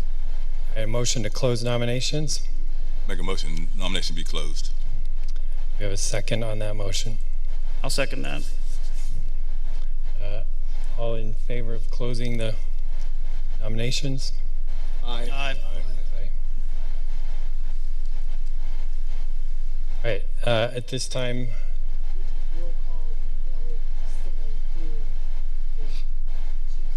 okay. We'll take a roll call vote, and when it comes your time to vote, you will say, this is not a yay or nay vote. This is you saying who you would like to be president. I think it wouldn't be out of order also if you want to say any reason why you are voting. So, go ahead, Christy. Mr. Jim Bard, Miss Steph Eberly. Dr. Michael Lyman, Nathan Goetz. I think Dr. Goetz has led us well in the last little while and brought a level of professionalism to the board that I really appreciate. And he does so without bringing a lot of chaos or drama to the board. And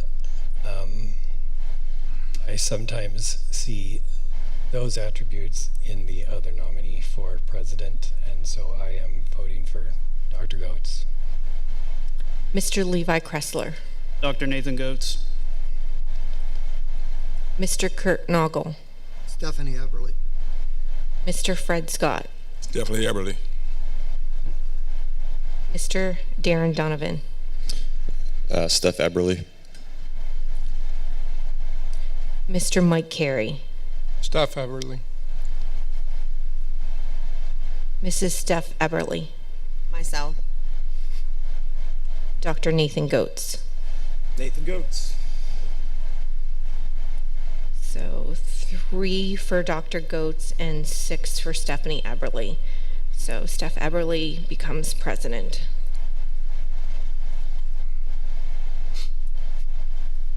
So the new president can take the chair and can finish out the reorg meeting.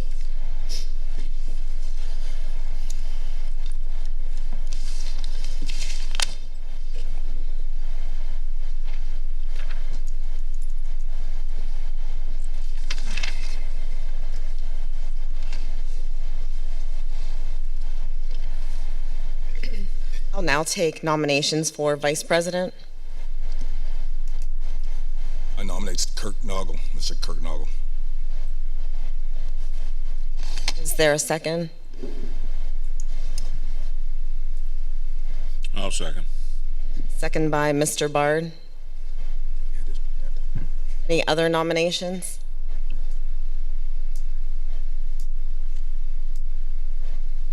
I make a motion, nomination closed. Being there is only one nominee for vice president, we'll do roll call.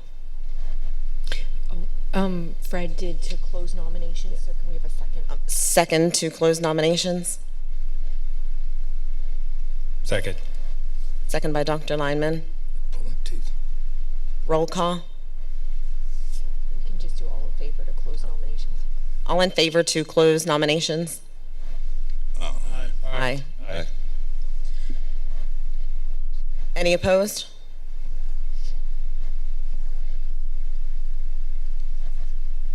Roll call. Roll call. Mr. Jim Bard, Kirk Noggle. Mr. Levi Kressler, Kirk Noggle. Dr. Michael Lyman, Kirk Noggle. Mr. Kurt Noggle, Kirk Noggle, I guess. Mr. Fred Scott, Mr. Kirk Noggle. Mr. Darren Donovan, Kirk Noggle. Mr. Mike Carey, Kirk Noggle. Mrs. Steph Eberly, Kirk Noggle. Dr. Nathan Goetz. Mr. Noggle. Unanimous, Mr. Noggle, Vice President.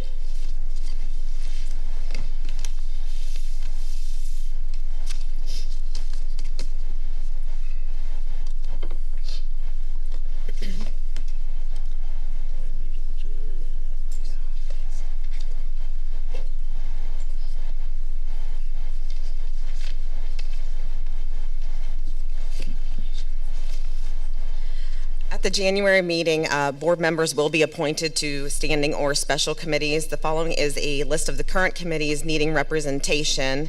The Capital Area Intermediate Unit Representative, the Franklin County Career and Tech, they'll need 2 and 1 alternate. This is a 3-year term. The PSBA Legislative Representative, and then along with our school district committees, which are Athletics, Community Outreach, Facilities, Negotiation, Policy Committee, Safety and Security, and Transportation. Board leadership will be sending out an email closer after this meeting that you can all kind of list your 1 through 7s of your preferences, and then we'll be in touch with all of you assigning those committees. Is there a motion to adjourn the reorganization meeting? Make a motion we adjourn the reorganization meeting.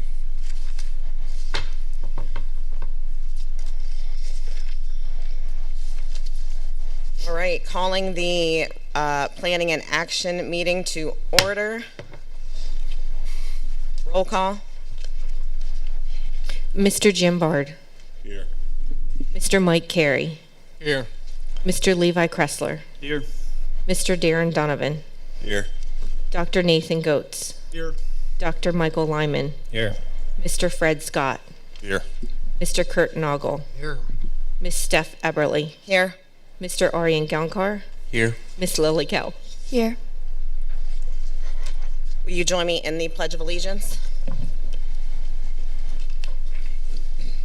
I pledge allegiance to the flag of the United States of America and to the republic for which it stands, one nation, under God, indivisible, with liberty and justice for all.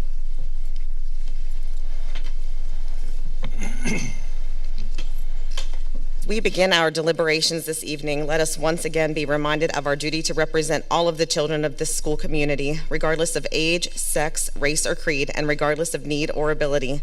This meeting is being live streamed and updated to the district's YouTube channel. May we now have a moment of silence to reflect on our thoughts, plans, and actions on behalf of the students in the Shippensburg Area School District. And may we also remember Joseph Lee Hawker Smith, a 1970 graduate, and Oscar Coons, 1951 graduate, father of David Coons, Shippensburg Area School District employee.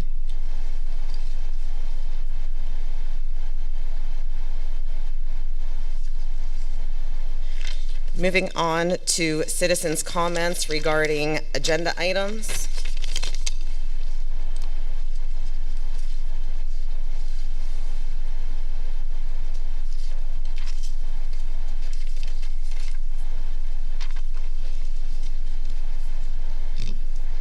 And there is none. Does anyone wish to speak on an agenda item? Seeing none, we will be moving on to reports. I will turn it over to Miss Lily Kell. Thank you. Sorry, 1 second. Is there any changes? If we need to do the agenda approval, Okay. are there any changes to the agenda? No, ma'am. Is there a motion to approve the agenda as is? Fred Scott make a motion to the agenda. Motion by Mr. Scott. Is there a second? Second. Second by Mr. Carey. All in favor? Aye. Any opposed? Now on to reports. Thank you. High school happenings. The Sashes Drama Club put on A Christmas Carol on November 30th, December 1st, and December 3rd. The Broadway Club is visiting Washington, D.C. to tour the National Cathedral and National Portrait Gallery December 7th. There is currently a locker decoration contest taking place until December 18th. The winner will receive a $75 gift card. There is a Holiday Spirit Week taking place the week of the 18th. Each class has been given a Christmas tree to decorate. The winning class will receive a cookie and hot chocolate reward. Winter track workouts have begun. On December 7th, there is a Women in STEM field trip. Girls will be given the opportunity to meet and discuss with women in the STEM field. I will pass the rest of the report to Ari and Gonkar. Thank you. The high school is also holding a Focus on Business Management and Administration careers trip to meet with professionals in the field and have the opportunity to interview them on December 13th. The Mini-thon at the high school hosted a No Shave November event. Teachers were invited to compete to raise the most money for 4 diamonds. Mr. Miller won, raising over $550. A total of $1,094.05 was raised. At the middle school, the SAM Student Council is hosting a door decorating contest. The theme is snow globes, and there will be 1 winner per grade and 1 winner from a mixed grade classroom. The winners will have a snowball fight in the B gym. The Student Council will judge doors after school on Friday, December 15th. SAM Student Council is also hosting a kitschy sweater contest for the faculty. Teachers will wear their kitschy sweaters on Friday, December 15th, and the students will vote on Monday, the 18th, for the top 3 best sweaters. SAM Student Council will host a Spirit Week the week of December 11th to 15th. SAM Student Council is also selling Santagrams during lunch the week of December 11th to 15th. All profits will be donated to the gift card fund for needy families. There was a huge turnout for the middle school holiday hangout. Students danced, played games, and got their faces painted and more. Students enjoyed walking over to the high school to see the drama club's performance of A Christmas Carol. Thank you. I can't wait to see some videos of those Santagrams. Moving on to the Franklin County Career Center report. Is there one? Nothing. I wasn't there. Board committee reports, policy committee. We met on November 15th. All committee members were in attendance. We successfully made it through all of the 600s, which are the finance policy, and they are on the discussion for first read and will be on the consent agenda in January. The facilities committee met on December 1st. I can give an update on that unless you want to, Mr. Yeah, go ahead. Several important but relatively mundane items. The committee is going to be moving forward a bleacher inspection invoice to get the bleachers at Memorial Park inspected. I know we've had some concerns over that. You're going to see a air filter improvement at the high school art room brought forward as well. That's been kind of something that we've looked at for a number of years. That will be funded out of the building budget, already having the monies there to be able to do that. Mr. Scott, I think you'll be pleased. I know when I first came on, you talked about a camera system in the gym. So we'll be bringing forth a huddle camera system for use to broadcast sporting events in the gym. So that'll be coming forth in January. And also you'll see an action item of some pressing importance to repair the middle school gym. Has some water damage. So all these will be moved forward with the exception of the gym, which is currently on the action agenda because it's a little more pressing than the others. Thank you.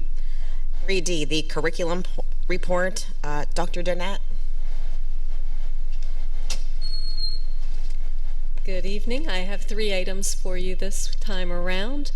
Earlier in November, a team of teachers and administrators went to the IU for training on a program called Teacher Clarity. That team included your instructional coaches that you heard from earlier today and several others. They learned the importance of structuring curriculum and lessons to be visible to students, lessons on explicit learning objectives, skill progression, and success criteria. The team included those people, and our goal is that that training will now come back into the district, that those coaches will be training other teachers in those methods. The second thing is that Mrs. DeLong and I worked with the teacher induction sessions this past week. As you're aware, the state requires all new teachers to go through an induction process that lasts 1 year currently, and it will be expanded to 2 years by state requirements starting next year. And the sessions this past month included how to communicate effectively with parents, and also looking at Danielson's teacher evaluation framework, helping teachers move from proficient ratings into distinguished ratings. The last thing I wish to share with you is that we hosted a Title I Family Engagement Night for grades kindergarten through 5 last week. That was done in conjunction with Shippensburg University students.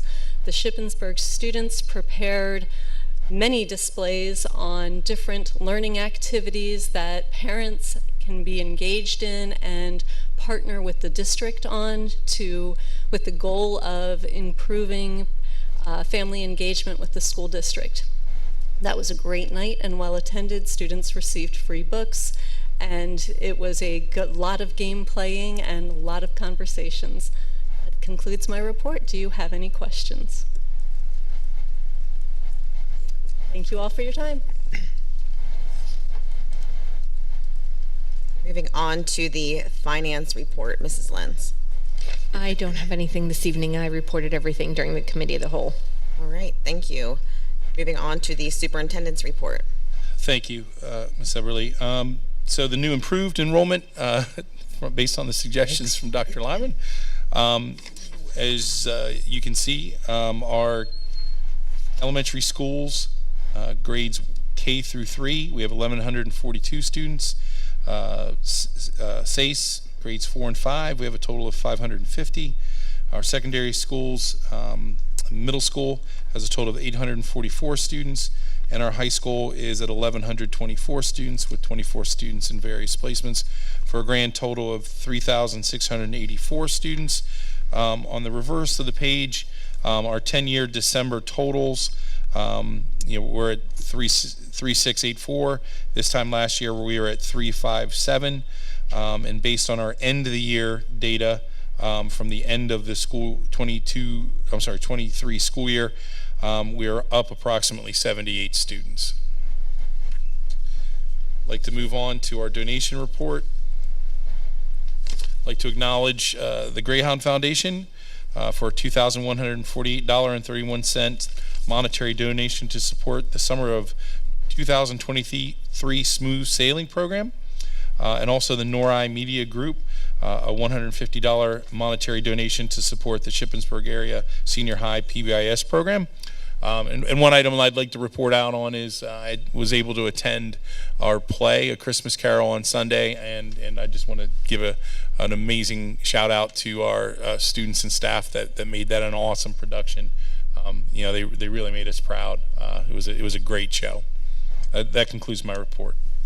Thank you. Moving on to the consent agenda. 4A is the approval of minutes. 4B, finance, all financial reports and bills of payment are included. 4C, the updated job description for the Director of Operations and Maintenance. 4D, the request to form a new club at the high school. 4E is the addendum to agreement with Education Staffing Services. 4F, disposal of obsolete high school textbooks, and a list of those are provided. And then the plethora of personnel to include resignations, promotions, coaches, etc. Is there a motion to approve items 4A through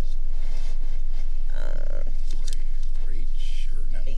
No, H is the next one. G. 4G. 4A through 4G. A motion to approve? Second. Motion made by Mr. Scott, second by Dr. Lyman. Discussion. No one wants to take any of those separately? Any opposed? Moving on to 4H, the personnel regarding administration. Administration recommends approval of the following salary change. April 5th, the assistant principal at the middle school, the annual salary from $82,000 to $82,500, effective January 1st to align with the minimum salary requirements per board approved Act 93 administration compensation plan. Is there a motion to approve item 4H? Fred Scott making a motion to approve. Motion made by Mr. Scott. Is there a second? Second. Second by Dr. Lyman. Discussion. Any opposed? Motion passes. Moving on to the action agenda, 5A, the Power School Predictive Enrollment Analytics.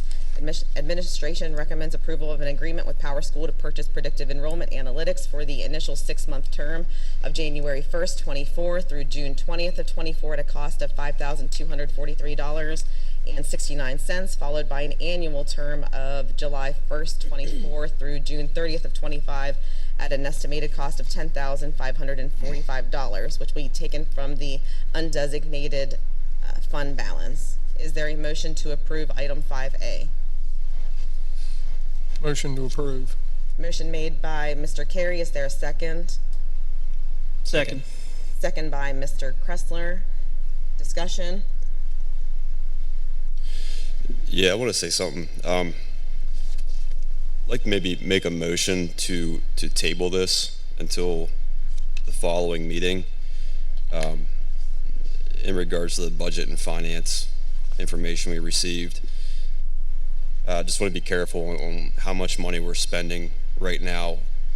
If we don't need to spend this right now, like I'm in favor of this, but let's maybe take a little deeper look at it and make sure that everybody's comfortable with moving forward with it. So we currently have a motion and a second. It's discussion. Is he discussing it? Yeah, he was regarding the discussion. Mike and Levi second. He wants to table it. I think the motion to table may take precedence. So Mr. Donovan made a motion to table action item 5A. There's no discussion on the table. That's right. Is there a second? I'll second that. Second by Mr. Bard. Roll call. Mr. Jim Bard. Yeah. Mr. Mike Carey. To clarify, yes means you're voting to table it. Yes, table. Hold Mr. it. Levi May I Kressler. ask a question? There's no discussion, Mr. Scott. I'm sorry, on the table. We had the discussion before the table, right? Did he, when, You got to vote on table, and then it goes back to that discussion if the tabling votes goes no. If it's not tabled, Mr. Scott, we would go back to the original motion. okay. Mr. Levi Kressler. No. Mr. Darren Donovan. Yes. Dr. Nathan Goetz. No. Dr. Michael Lyman. No. Mr. Fred Scott. No. Mr. Kurt Noggle. Yes. Mrs. Steph Eberly. No. Motion failed. 4 yes, 5 no. So we can open this back up for discussion. If there's questions, comments, concerns. What's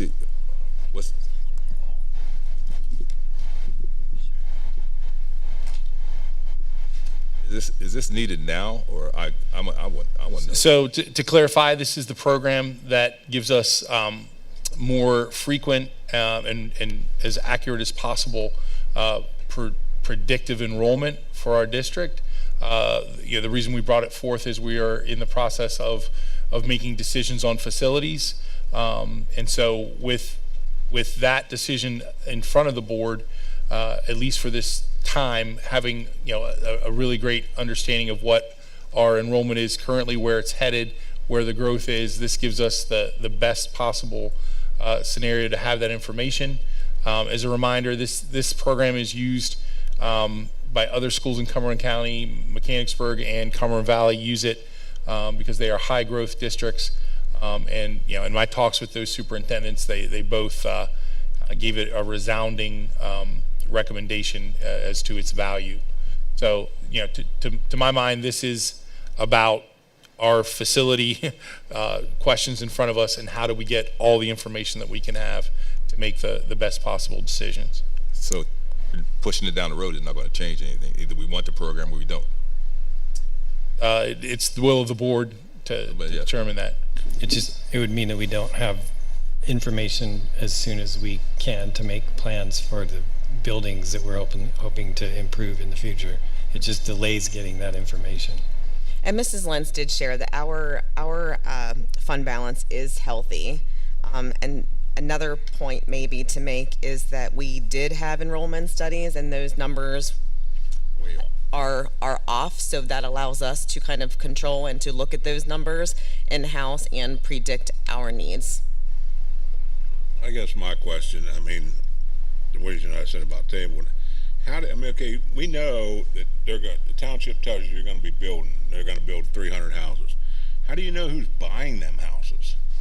It could be older people, it could be somebody with families. We don't know that. I can't speak to the specifics, Mr. Bard, but that's their business to know. And they do, like I said, our neighboring districts have been really satisfied with the data that they get from them, and have used them to plot out their facilities growth as well. I can say, if you refer to the enrollment chart, remember, not that it was a thorough study. We were predicted to have 333 students, I believe, by the end of the decade. We've grown significantly towards that 330 just within the first year. Now, that's not to say that won't balance out, but it's murky at best. And doing those enrollment studies is fairly expensive in its own right, and it's a static point. So it's a snapshot of a given time, whereas this program allows us to have ongoing information at our fingertips. It also allows us to, with greater accuracy, know where our growth is occurring, and potentially, if we were ever to need to redistrict or try to balance out our elementaries, this would be a great tool for that as well. Well, and I understand that, but you still don't know who's going to buy that house. You don't know if it's going to be somebody that has kids in high school. You don't know if some kids in elementary school. You don't know. And I can't imagine all the data in the world they're going to be able to predict that. Maybe I'm wrong, and that's fine. If I'm wrong, I'm wrong. But I guess I don't understand how they can. Just like Slate Logic did that prediction for us, and they were wrong. That we're way off. But I don't know. I guess I have trouble with that. So I would sort of second Mr. Bard's confusion there. I clearly it's something they do, and these are experts and they do it, and I don't pretend to know how to understand it. But thank you for the new enrollment report. We were 3,300 right in there for since 2014, and we have suddenly jumped 300 in just 2 or 3 years. So something is happening, and clearly their house is being built. I drive around town, their house is being built everywhere, but we desperately need to understand those trends and why they're happening. And I guess we're just going to have to trust that these experts can give us this information, and if that is their business, then I would And I especially like the idea of the geographical side of the information too, that we can also know where that growth is potentially happening, so that we know if, Bird is going to get a lot more students than Grayson, or vice versa. So Yeah, I would just say, no predictive device is 100% accurate, to your point, Mr. Bard.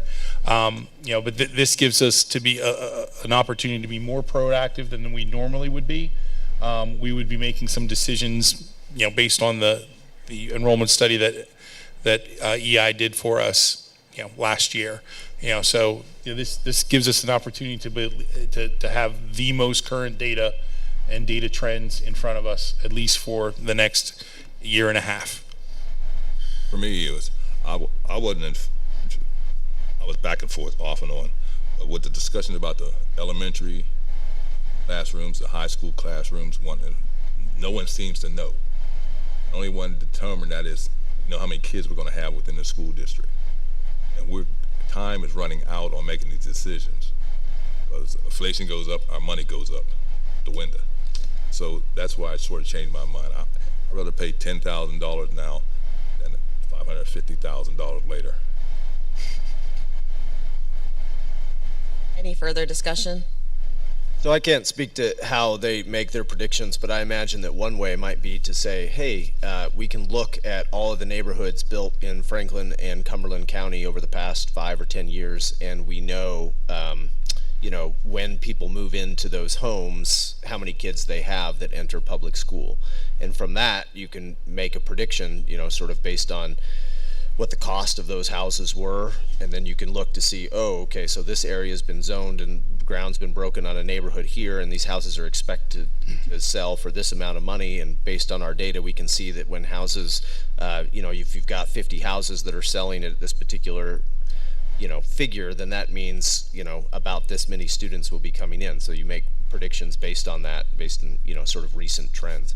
I would guess that is, part of how they make, those predictions.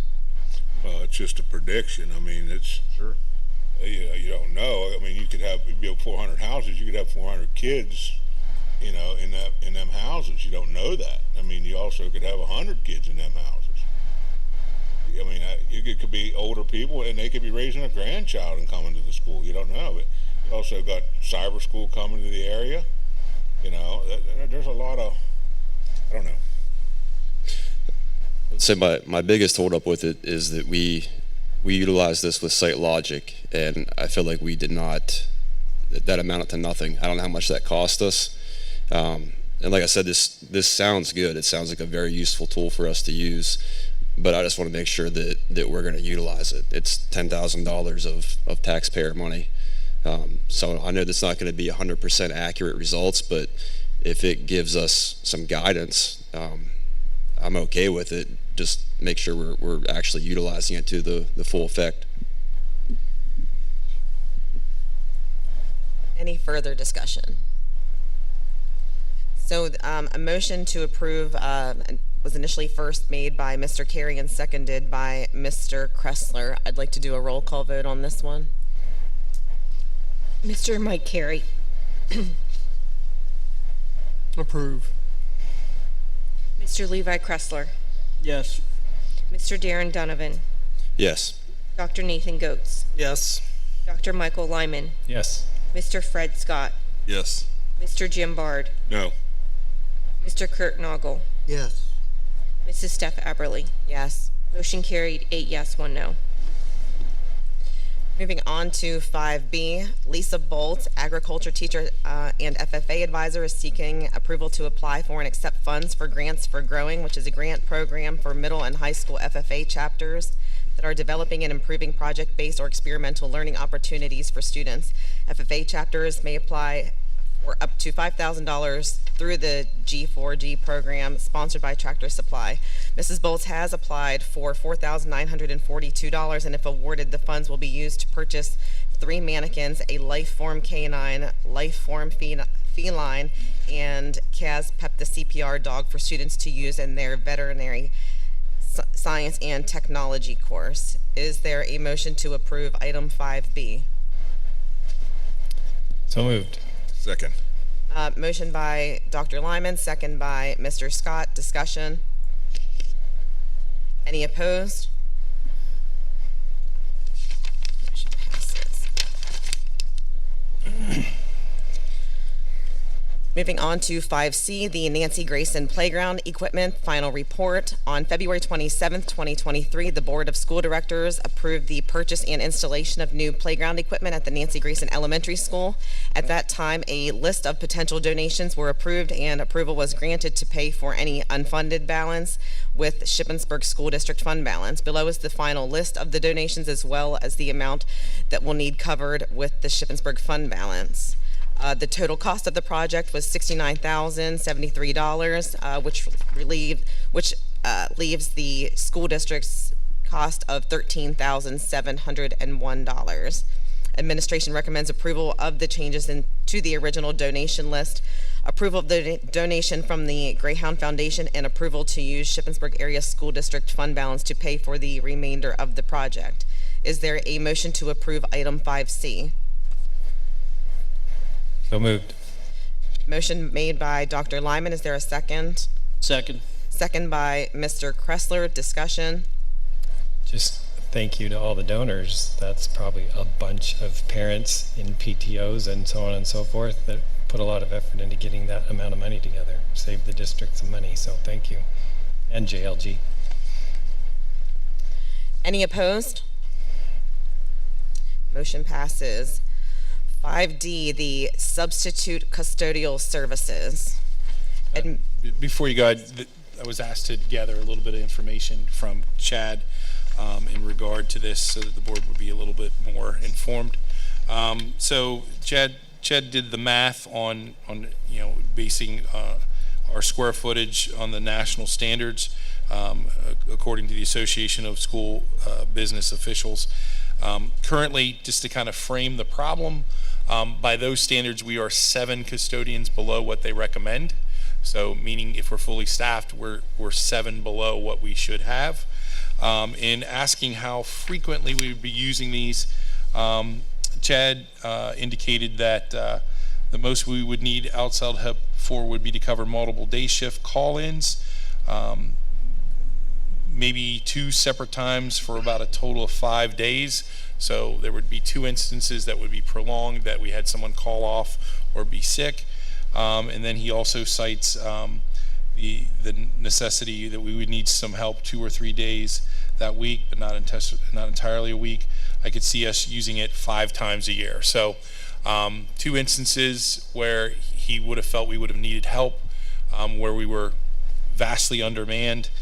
He also cites instances where he himself had to cover James Byrd in order to do this. Just a reminder to the board, this is the last straw when we cannot find substitutes and we cannot internally use our own people to cover and even do minimal cleanings as necessary. So we intend to use this sparingly and only in those limited times that Chad referenced.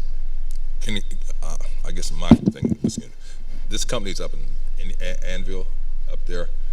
Would they have somebody down here, or how much time lead time do you have to give them? So I'm not sure of the specifics. They were willing to partner with us, so that's my assumption that they're going to be able to help us when we call. It is their business, so I think they know that they get a little bit of lead time. Their lead times are often small. I think, Mr. Scott, to your point, I think where it will be most useful is when we have our staff take scheduled vacations and they're out. I don't know, to your point, that we're going to be able to call someone at 3:30 and have them be here at 4:30. But the things we know about vacations and medical stays, this is a good option for those. If we get some of those call-offs that we're able to get someone, again, I'm just citing what Chad sent me, relatively few opportunities to use this. If we get lucky and they can get someone here, that'd be great. But it's mostly about our limited staff with very few substitutes, and being able to cover vacations as we needed when we can't do it ourselves. I understand. The next thing is, where do we advertise? The HR does all the normal channels, social media, LinkedIn, like wherever we can get the word out, we do. It's on our school Facebook page as well. Everybody don't, that school, I understand the school Facebook page, that's a limiting, but like the unemployment office, different ethnic groups have agencies where they're looking for people to work. I just wondered, do we tap into that? I'd be happy to talk with you, Mr. Scott, about what those specifics are and get with Nicole, see if we're able to expand that. Our salaries are great, but for somebody to, I see working at other places, might like the benefits to work here, so I'll. I assume background checks are already completed by that company or Yes. us? Or, Yeah. Okay. And just to also be clear, if we don't approve this, then like it's like you running the broom, right? It's status quo, and our custodial staff does their level best to get the buildings in shape for kids. We'll continue to do that, and our new operations and maintenance director will take that task on of allocating the resources that we have. And that would be fairly unpleasant for our employees. I would say No, we they're have great. dedicated employees who stay with us, and they do have a lot on them. Yeah. So administration is recommending entering into a one-year agreement with Ames Janitorial Services for substitute janitorial services on an as-needed basis to help the district with custodial help. There is no charge to the district if we do not utilize their services. That contract is attached. Is there a motion to approve item 5D? Make a motion. to approve. Motion to approve by Mr. Carey. Is there a second? Second, Fred Scott. Second by Mr. Scott. Any further discussion? Yeah, I just want to emphasize the importance of getting staff put in place. I understand this is a temporary fix, but just in perspective, for an 8-hour payday, we'll be paying this company, the employee, $240 a day versus, say we're paying ours $15 an hour, that's $120. And for a week's worth of work, $600 versus $1,200.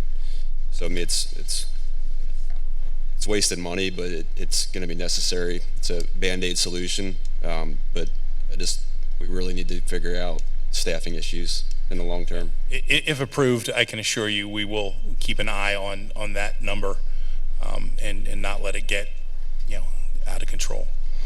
We would love just to give all of our custodians a raise, but due to collective bargaining, we can't just say that we're going to pay you what we're going to pay the contractor. It's not like that simple of a fix. It's like, why don't we just pay them more? It's a little more in depth, but the district this has been an ongoing issue, and it shows the union that we're trying. And it's not just us. Not just us. Yeah. It's the whole country. Yeah, everyone is having the same issues. All in favor? Aye. Aye. Any opposed? Item 5E, resolution not to raise taxes above the index versus the preliminary budget for the 24-25 budget. Each year, the Board of Directors is required to approve one of two options for developing an annual budget. 1, adopt a budget resolution not to exceed the Act 1 index, in which the millage rate for real estate taxes cannot exceed the established adjusted Act 1 index rate for Shippensburg Area School District, and 2, submit a preliminary budget and apply the referendum exceptions to raise real estate taxes above the adjusted Act 1 index. Final decision to utilize referendum exceptions must be made with the approval of the final budget adoption. The administration recommends the Board of Directors approve the attached resolution not to raise real estate tax millage rates above Act 1 index for the 24-25 budget. This is what Christy did present on at the Committee of the Whole, that the decision is to stay below that Act 1 index, or up to or under. Is there a motion to approve item 5E? Yes, I'll make a motion not to go above or exceed the index. Motion by Mr. Carey. Is there a second? Fred Scott seconds. Second by Mr. Scott. Any opposed? Oh, I'm sorry, discussion. So, Christy, I have a question. And can you? I'm going to bring us back to slide number 9. So here you had your preliminary budget for the upcoming year, and I recognize this is all super preliminary and whatever. So that first line, you had no real estate tax increase. In the second line, you said, okay, so if we increase to the 7.1 index, that'll raise 3.28 million, but it doesn't seem quite right to me, that number. I mean, if you back that out, that would suggest that we are raising about $46 million from property taxes, and that can't be right. Can it? I mean, in the past, like last year, you know, whatever, it was like around 5% or something was the index, and it seems like we raised about $600,000 or $700,000 in revenue, if memory serves. In any event, it was less than $1 million. No, but going to the index, last year, it was over 1.5 million. Huh. Okay, well, so I had that number wrong. I can, I can't pull them up here, but I can certainly show you these numbers have to be done in the state's PDE 2028 file. So I have them, and it certainly shows that we can raise taxes. If we raise taxes to the index an additional 3.28 million, it actually tells me, yes, we're within the index number. Well, I mean, if that's true, that's awesome. It's just, and we've talked about this several times, and we go through budgeting over and over again, but it seems like, you know, the kind of numbers I have in my head is that, you know, our state funding, like the percentage of our revenue that comes from the state is around 75%. We get like 3% from the federal government, and then the rest, like the sort of 25-ish% is, you know, maybe to 30%, I don't know, is from local property taxes. Am I wrong? Oh, I don't have those numbers memorized. I can certainly bring them when we start going down the budget process, so you can see the breakdown of local revenues, real estate revenues, and all that. But I can reassure you that I did the calculation within the state. It's the state formulas, the state calculations, and this is what it come up with if you were to raise taxes to the index. Okay, great.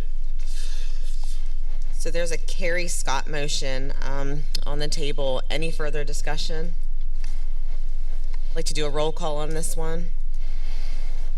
Mr. Levi Kressler. Yes. Mr. Darren Donovan. Yes. Dr. Nathan Goetz. Yes. Dr. Michael Lyman. Yes. Mr. Fred Scott.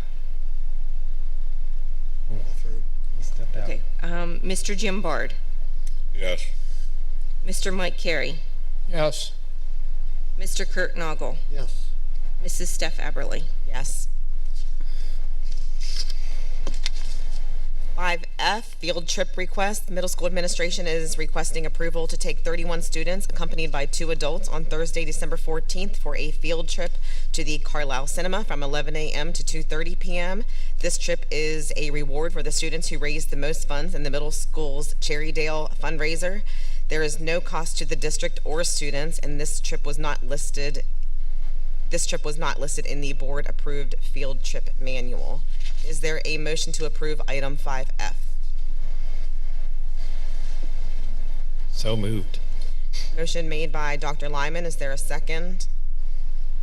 Second. Second by Mr. Kressler. Discussion? Any opposed? No. Congratulations to those kids. They did an amazing job fundraising. Ms. Eberly, if I could just answer Dr. Goetz's question. Dr. Goetz, the breakdown of our revenues for the 23-24 budget is 56% comes from local, 37.3 comes from the state, and 6.2 comes from the federal government, which is going to change with ESSER going away. I don't know if that's the. Well, that does make more sense, but man, I don't know how I had those numbers so wrong. But thank you for correcting me. 5G, the Memorandum of Understanding between Shippensburg Area School District and the Shippensburg Area Education Support Professional Association. Administration is recommending approval of the MOU, allowing Daryl Barnhart, the head of maintenance, to serve as acting director of operations and maintenance and take on additional duties, and Aaron Landis, secretary to the director of operations and maintenance, to also take on additional duties. Both will be compensated at a daily rate in addition to their normal salary plus any overtime earned. Is there a motion to approve item 5G? Motion to approve. Motion made by Dr. Lyman. Is there a second? Second. Second by Mr. Noggle. Discussion? Mr. Superintendent, how long do you think it's going to be before we have these positions filled? I believe we're closing out the applications this week, and then we'll start interviews. Okay. Any opposed to item 5G? Motion passes. Item 5H are all pertaining to student expulsions. Is there a motion to approve item 5H? Scott, make a motion to approve. Motion by Mr. Scott. Is there a second? Second. Second by Mr. Carey. Discussion? Any opposed? Hearing none, moving on to the discussion agenda. 6A, the grant approval. Emily Rickman, reading specialist at the intermediate school, is seeking approval to apply for and accept funds from the Keystone Teachers Association through the Classroom Mini Grants Award Program, with funding ranging from $50 to $250. If awarded, the funds would be used to purchase online access for decodable reader text for classroom use. This resource would be utilized by the ELA teachers and reading specialists. Further information regarding the grant is attached. 6B, any discussion on that? Any questions? 6B, the Employee Assistance Services Renewal. Administration is recommending approval of Exhibit Q between Work Partners and the school district effective February 1st, 2024. The renewal of Life Solution Services for employee-centric programs and services at an annual rate of $9,000. The interactive online tools are available 24 hours a day, 7 days a week, and the services include assessment and brief counseling, coaching, and/or referral, or Xwell, manager, supervisor training, online work, life resources, and they're all available for you to read. 6C, the proposed revisions to the Shippensburg Basketball Booster Club bylaws. 6D, the high school exchange student that will be coming from Chile. 6E, the Zoo America agreement.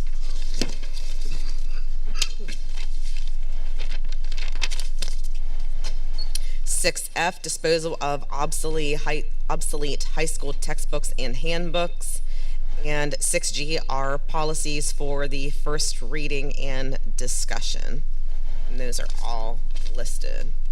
6H, sale of old athletic uniforms.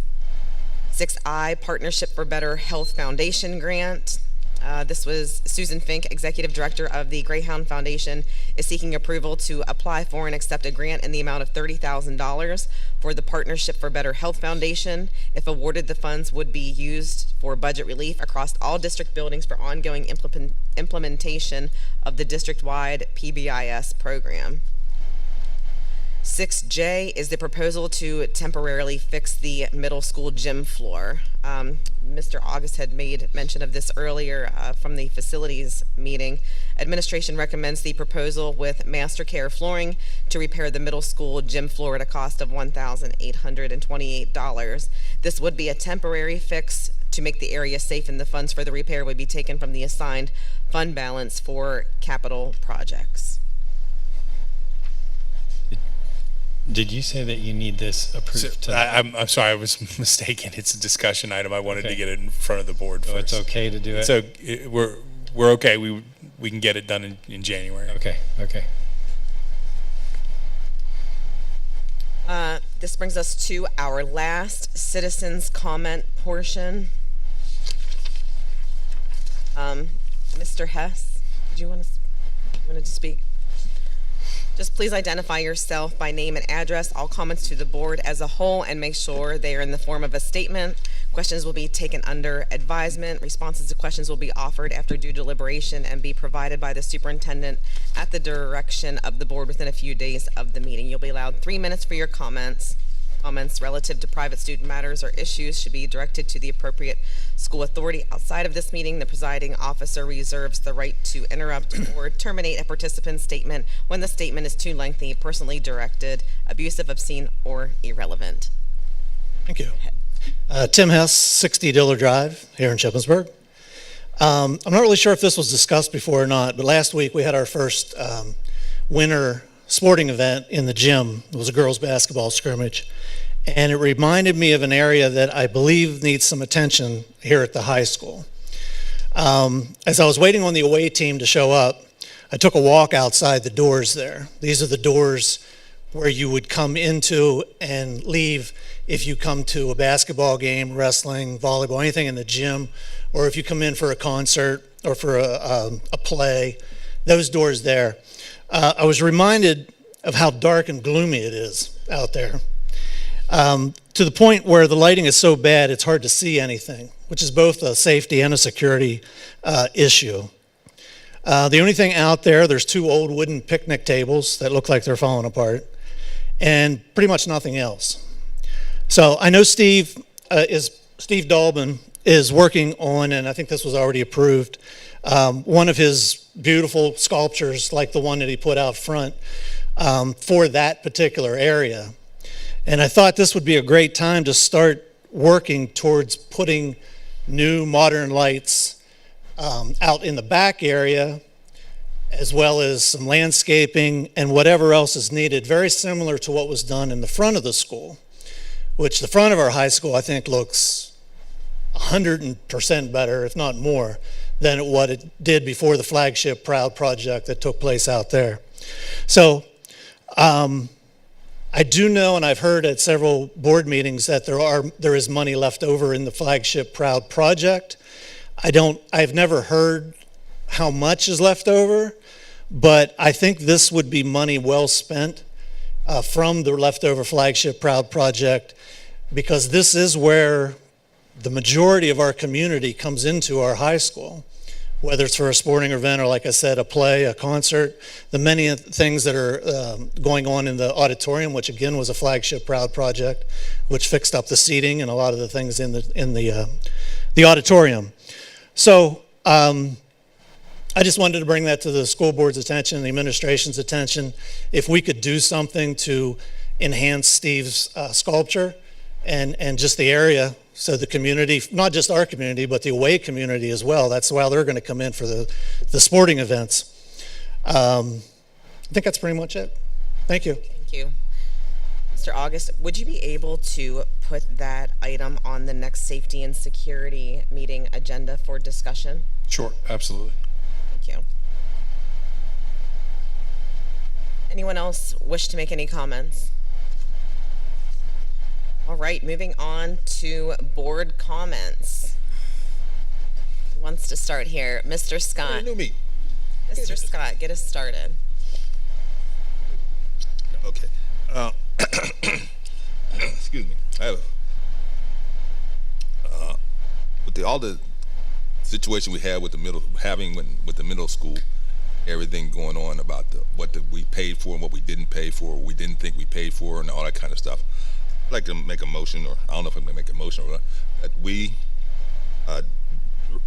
that the board directs the facility committee to vet all recommendations related to contracts, design, specifications, and project management and financial matters dealing with the project. Looking at invoices, change orders submitted to in this office.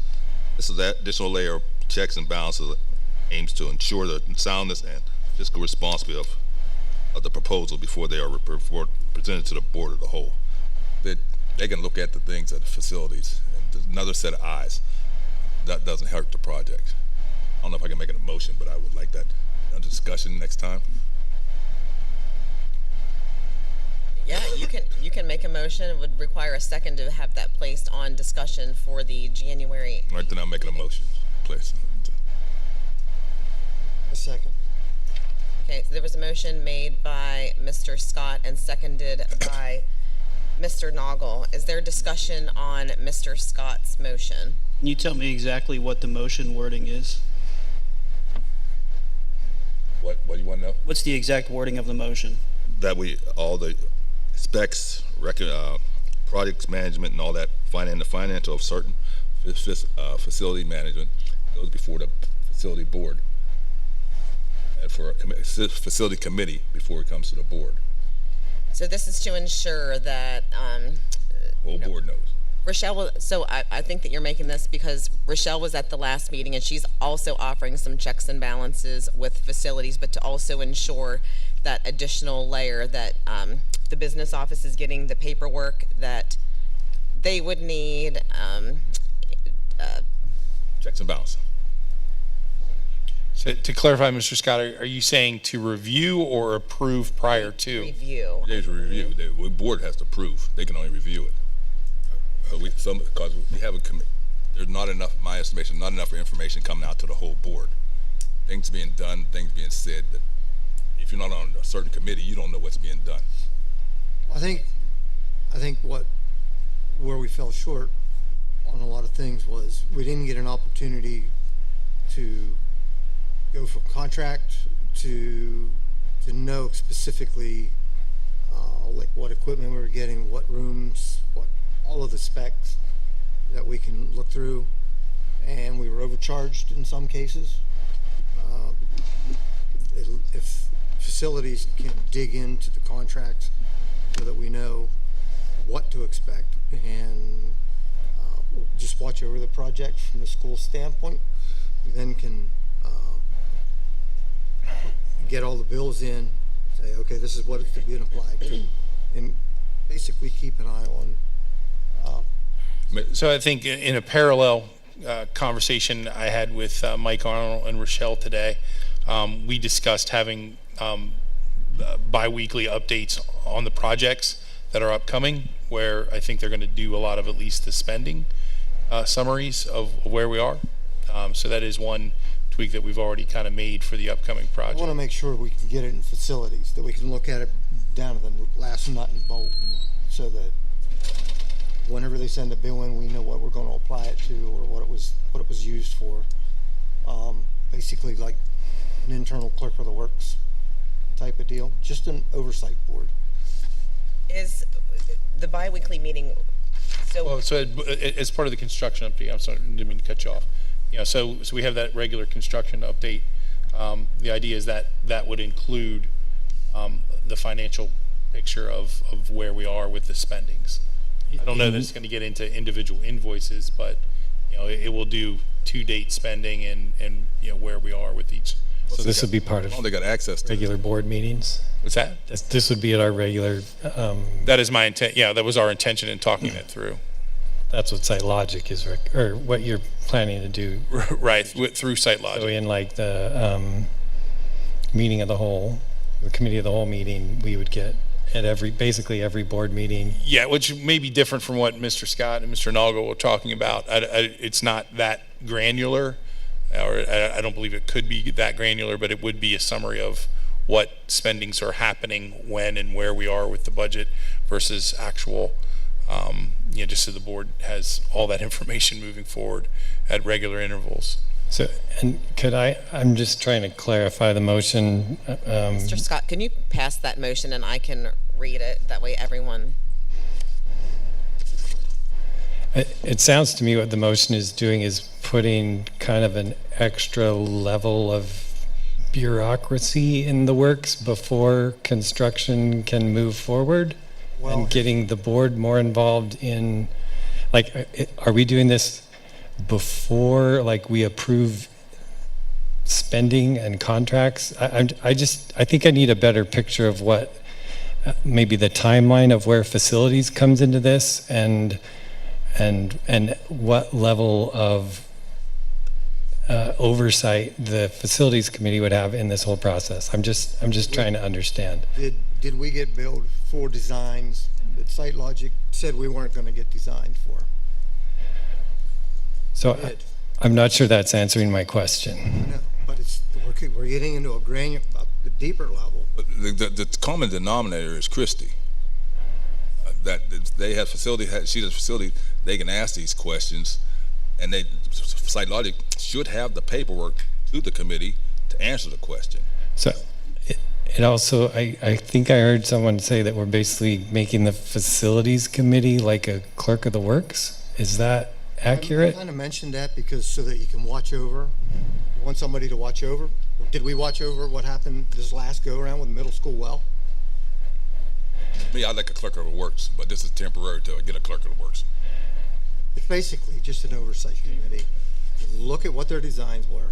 How many people understood when we went from schematics to design? How many people understood that we got charged for the designs when they told us they didn't? How many issues did we have? I mean, I can give you a list. Would you like some clarification so that we can explain to the committee of the whole what that is, instead of arguing or No, trying to chat in committee of the whole and having 5 or 10 minutes to figure it out? Okay, so that I'm still. It's an oversight. You pull this information back into committee where we have time to deal with it. Look at the contracts, look at the billings that they send out, make sure that we're not overbilled. I get that, but when? Like when in the process? Like let's. We're almost going to have to step up the facilities meetings. It sounds to me like the facilities meeting needs to be every week. Yeah. We're going to really stay on top of it. So as we go through Stephanie's committee recommendations, you won't see me recommending myself for the facilities committee because I don't think I am nearly qualified to look at those things, and I trust the professionals that we've contracted with and also our administrators going through that. In addition, in terms of the middle school project altogether, voted on just before I got on the board, since this came up. What I was told we were going to get, with the exception of the parent loop, which we had a whole meeting about, those classrooms look awfully similar to what I was told I was going to get. That cafeteria looks awfully similar to what I was told I was going to get. And the furniture that came with it, we voted on getting really nice furniture to go in there. Again, I've said it many times to many different people, growing pains and, first time for a lot of us, including some administrators going through the process. You live, you learn, you do better the next time, and you try to tighten the screws a little bit. But if I was going to say that the middle school was a failure, I would wholeheartedly agree with that, or disagree with that. I don't think nobody's saying the field middle school was a failure. I'm saying the administrative process of how they did it was a failure. They couldn't even answer questions. They couldn't show financial records. I'm pretty sure we had like a really long meeting a couple weeks ago where all of that was clarified. What about before that? Did you know anything about anything going on before that? I came to board meetings where they presented stuff. Again, along with Levi, I am not a construction management person, but I felt like we got information. I'm not arguing that we don't need more information, and this may be a good thing, but I'm concerned about it gumming up the works by putting an extra level of approval or bureaucracy that would make Mr. August and Ms. Lentz's job more difficult as we're trying to move this forward, and that it would potentially also make our relationship with Site Logic and our everyone else involved with the building process makes that relationship more tenuous and difficult. Didn't say it was going to be easier. I also, and then I would just agree with Mr. Kressler that this doesn't seem like board work to me. We have people who the district hires to do this kind of thing, and our role is to hire those people to do those jobs and then to make policy to govern their work. And becoming a de facto clerk of the works in the facilities committee does not seem like school board director job description to me. Would you rather clerk of the works motion? Well, I think that we have someone that fulfills the function of clerk of the works with Melissa. Is that her name? And I felt like she gave a good presentation on Monday, and that relation went better, and is on the improve. So You answer me. No, I don't go. Who disapproved the loop at the middle school, and who approved the extra money to the middle school? I'm not arguing that there weren't communication problems, and that Money problem. We lost money. sure, money and communication problems. But I appreciate the recommendations that Mr. August has already made and come up with to get us more reports at every board meeting. I'm not fully understanding the role of the facilities committee in this process. It seems like it's again an extra level of bureaucracy that gums up the works and isn't board responsibility. So just to, Mr. Scott's motion was to make a motion that the board directs the facilities committee to thoroughly vet all recommendations related to contracts, design, specifications, project management, and financial matters. This includes a comprehensive review of invoices and change orders submitted to the business office. This additional layer of checks and balances aims to ensure the soundness and fiscal responsibility of all proposals before they are presented to the board as a whole. I would ask that the motion be added to the agenda for discussion at the next board meeting to discuss further. I guess when do those checks and balances, before, after? So the motion is to add this to the agenda, Mr. Yes. Scott, is that what you're saying? Okay. So a motion was made by Mr. Scott, seconded by Mr. Noggle, to have this as a discussion item on the next board meeting. Is there any further comments? If not, I was going to do a roll call. Yeah, I would just say, I mean, it's a fact that there was a lack of communication throughout this process. I sat on the other side of this aisle and watched it. And the fact that somebody wants to take time and dig into it a little bit more, somebody that has experience on top of that, I don't see a problem with that. We need to work together here as a board and for our kids and our community. And if somebody has knowledge about a certain field, I would want that person on my team trying to do better for our community. So, I mean, I have no problem with this. Christy, can you do roll call, please? Sure. Mr. Darren Donovan, Yes. Dr. Nathan Goetz, No. Dr. Michael Lyman, No. Mr. Fred Scott, Yes. Mr. Jim Bard, Yeah. Mr. Mike Carey, Yes. Mr. Levi Kressler, No. Mr. Kurt Noggle, Yes. Mrs. Steph Eberly. Yes. 6 yes, 3 no, motion carried. So we'll add it to the agenda. Do you mind if I take that? I got one more thing. I'll comment. So, with the borough, how we making out? I know you said I mean, people are asking me. I'm getting tired of people asking me about the stadium.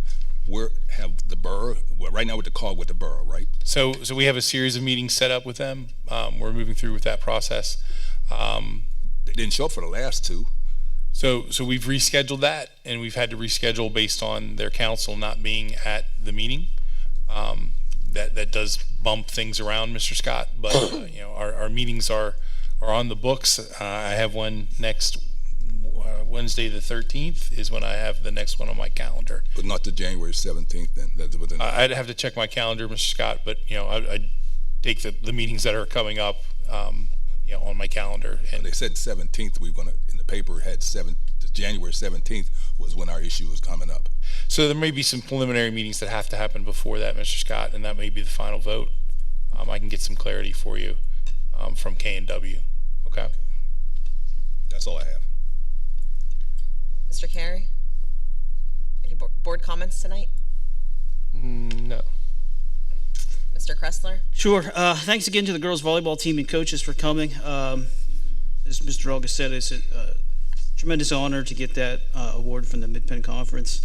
And I think in the grand scheme of things, it's a really good representation of the benefits that come from extracurriculars like the arts and athletics, and those life skills and stuff that they're learning. In terms of some updates about what our kids are doing, girls basketball did lose 2 games this past weekend, but they're back at it again this week. The marching band came in first place in the Harrisburg Parade and recently came in 3rd place in the Chambersburg Parade. So congrats to them. Boys and girls basketball both have games. I think boys are at home this Wednesday. Girls, I think, is on the 12th is their first home game. And I believe wrestling looks like it's on the 20th, home against Boiling Springs. And then somebody mentioned it earlier, but the Christmas Carol, and also there was a middle school musical or a chorus event or something. All this cool stuff going on that our kids are doing really, really awesome things. And there's one other thing. This time of year, you see all kinds of things pop up, especially in elementary schools, regarding like stuff over the holidays and Christmas sales and all this kind of stuff. So shout out to all those PTO members who are donating so much of their time to spend their afternoons and evenings in our schools and giving our kids a chance to do little Christmas shops and all that. Thank you. That's it. Mr. Bard? No, tonight. Dr. Goetz?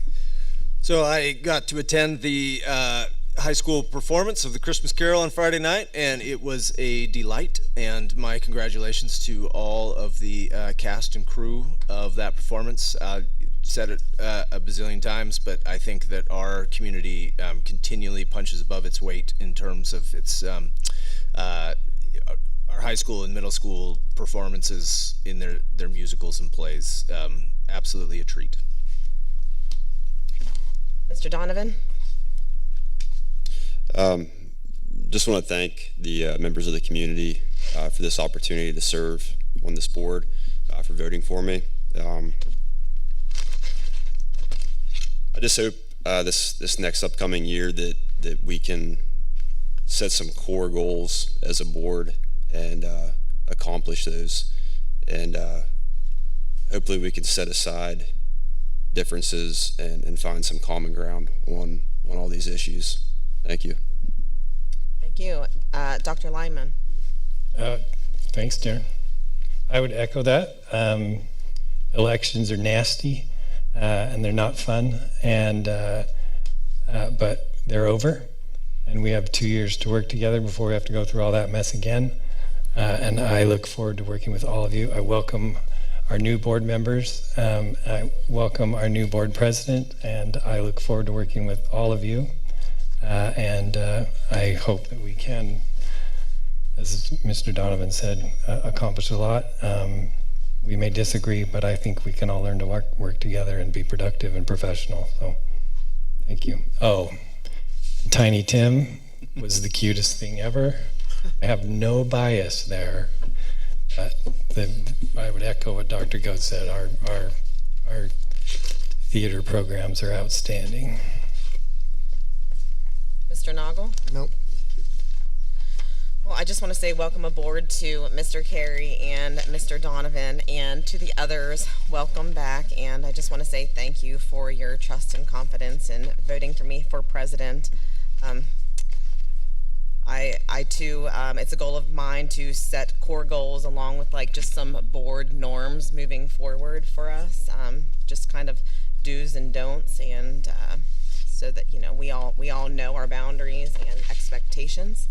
I do just want to give a shout out to Mrs. Schmoose and Mrs. Wolf for being here tonight. Those two ladies are so energetic and enthusiastic about what they do, and so passionate, and it's clear that they really love what they do, and our district is blessed to have both of those extraordinary women. Moving on to date savers. December 7th through the 10th is the Volvo Holiday Lights drive-through from 6 to 8. December 14th, the Transportation Committee meeting.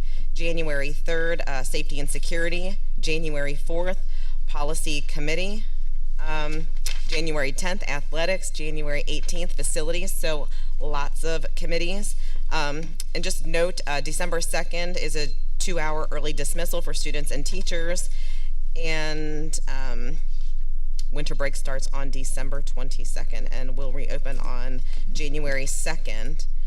Just a reminder that the board will be entering into executive session immediately after the conclusion of this planning and action meeting for personnel and contractual matters. Is there a motion to adjourn? I make a motion we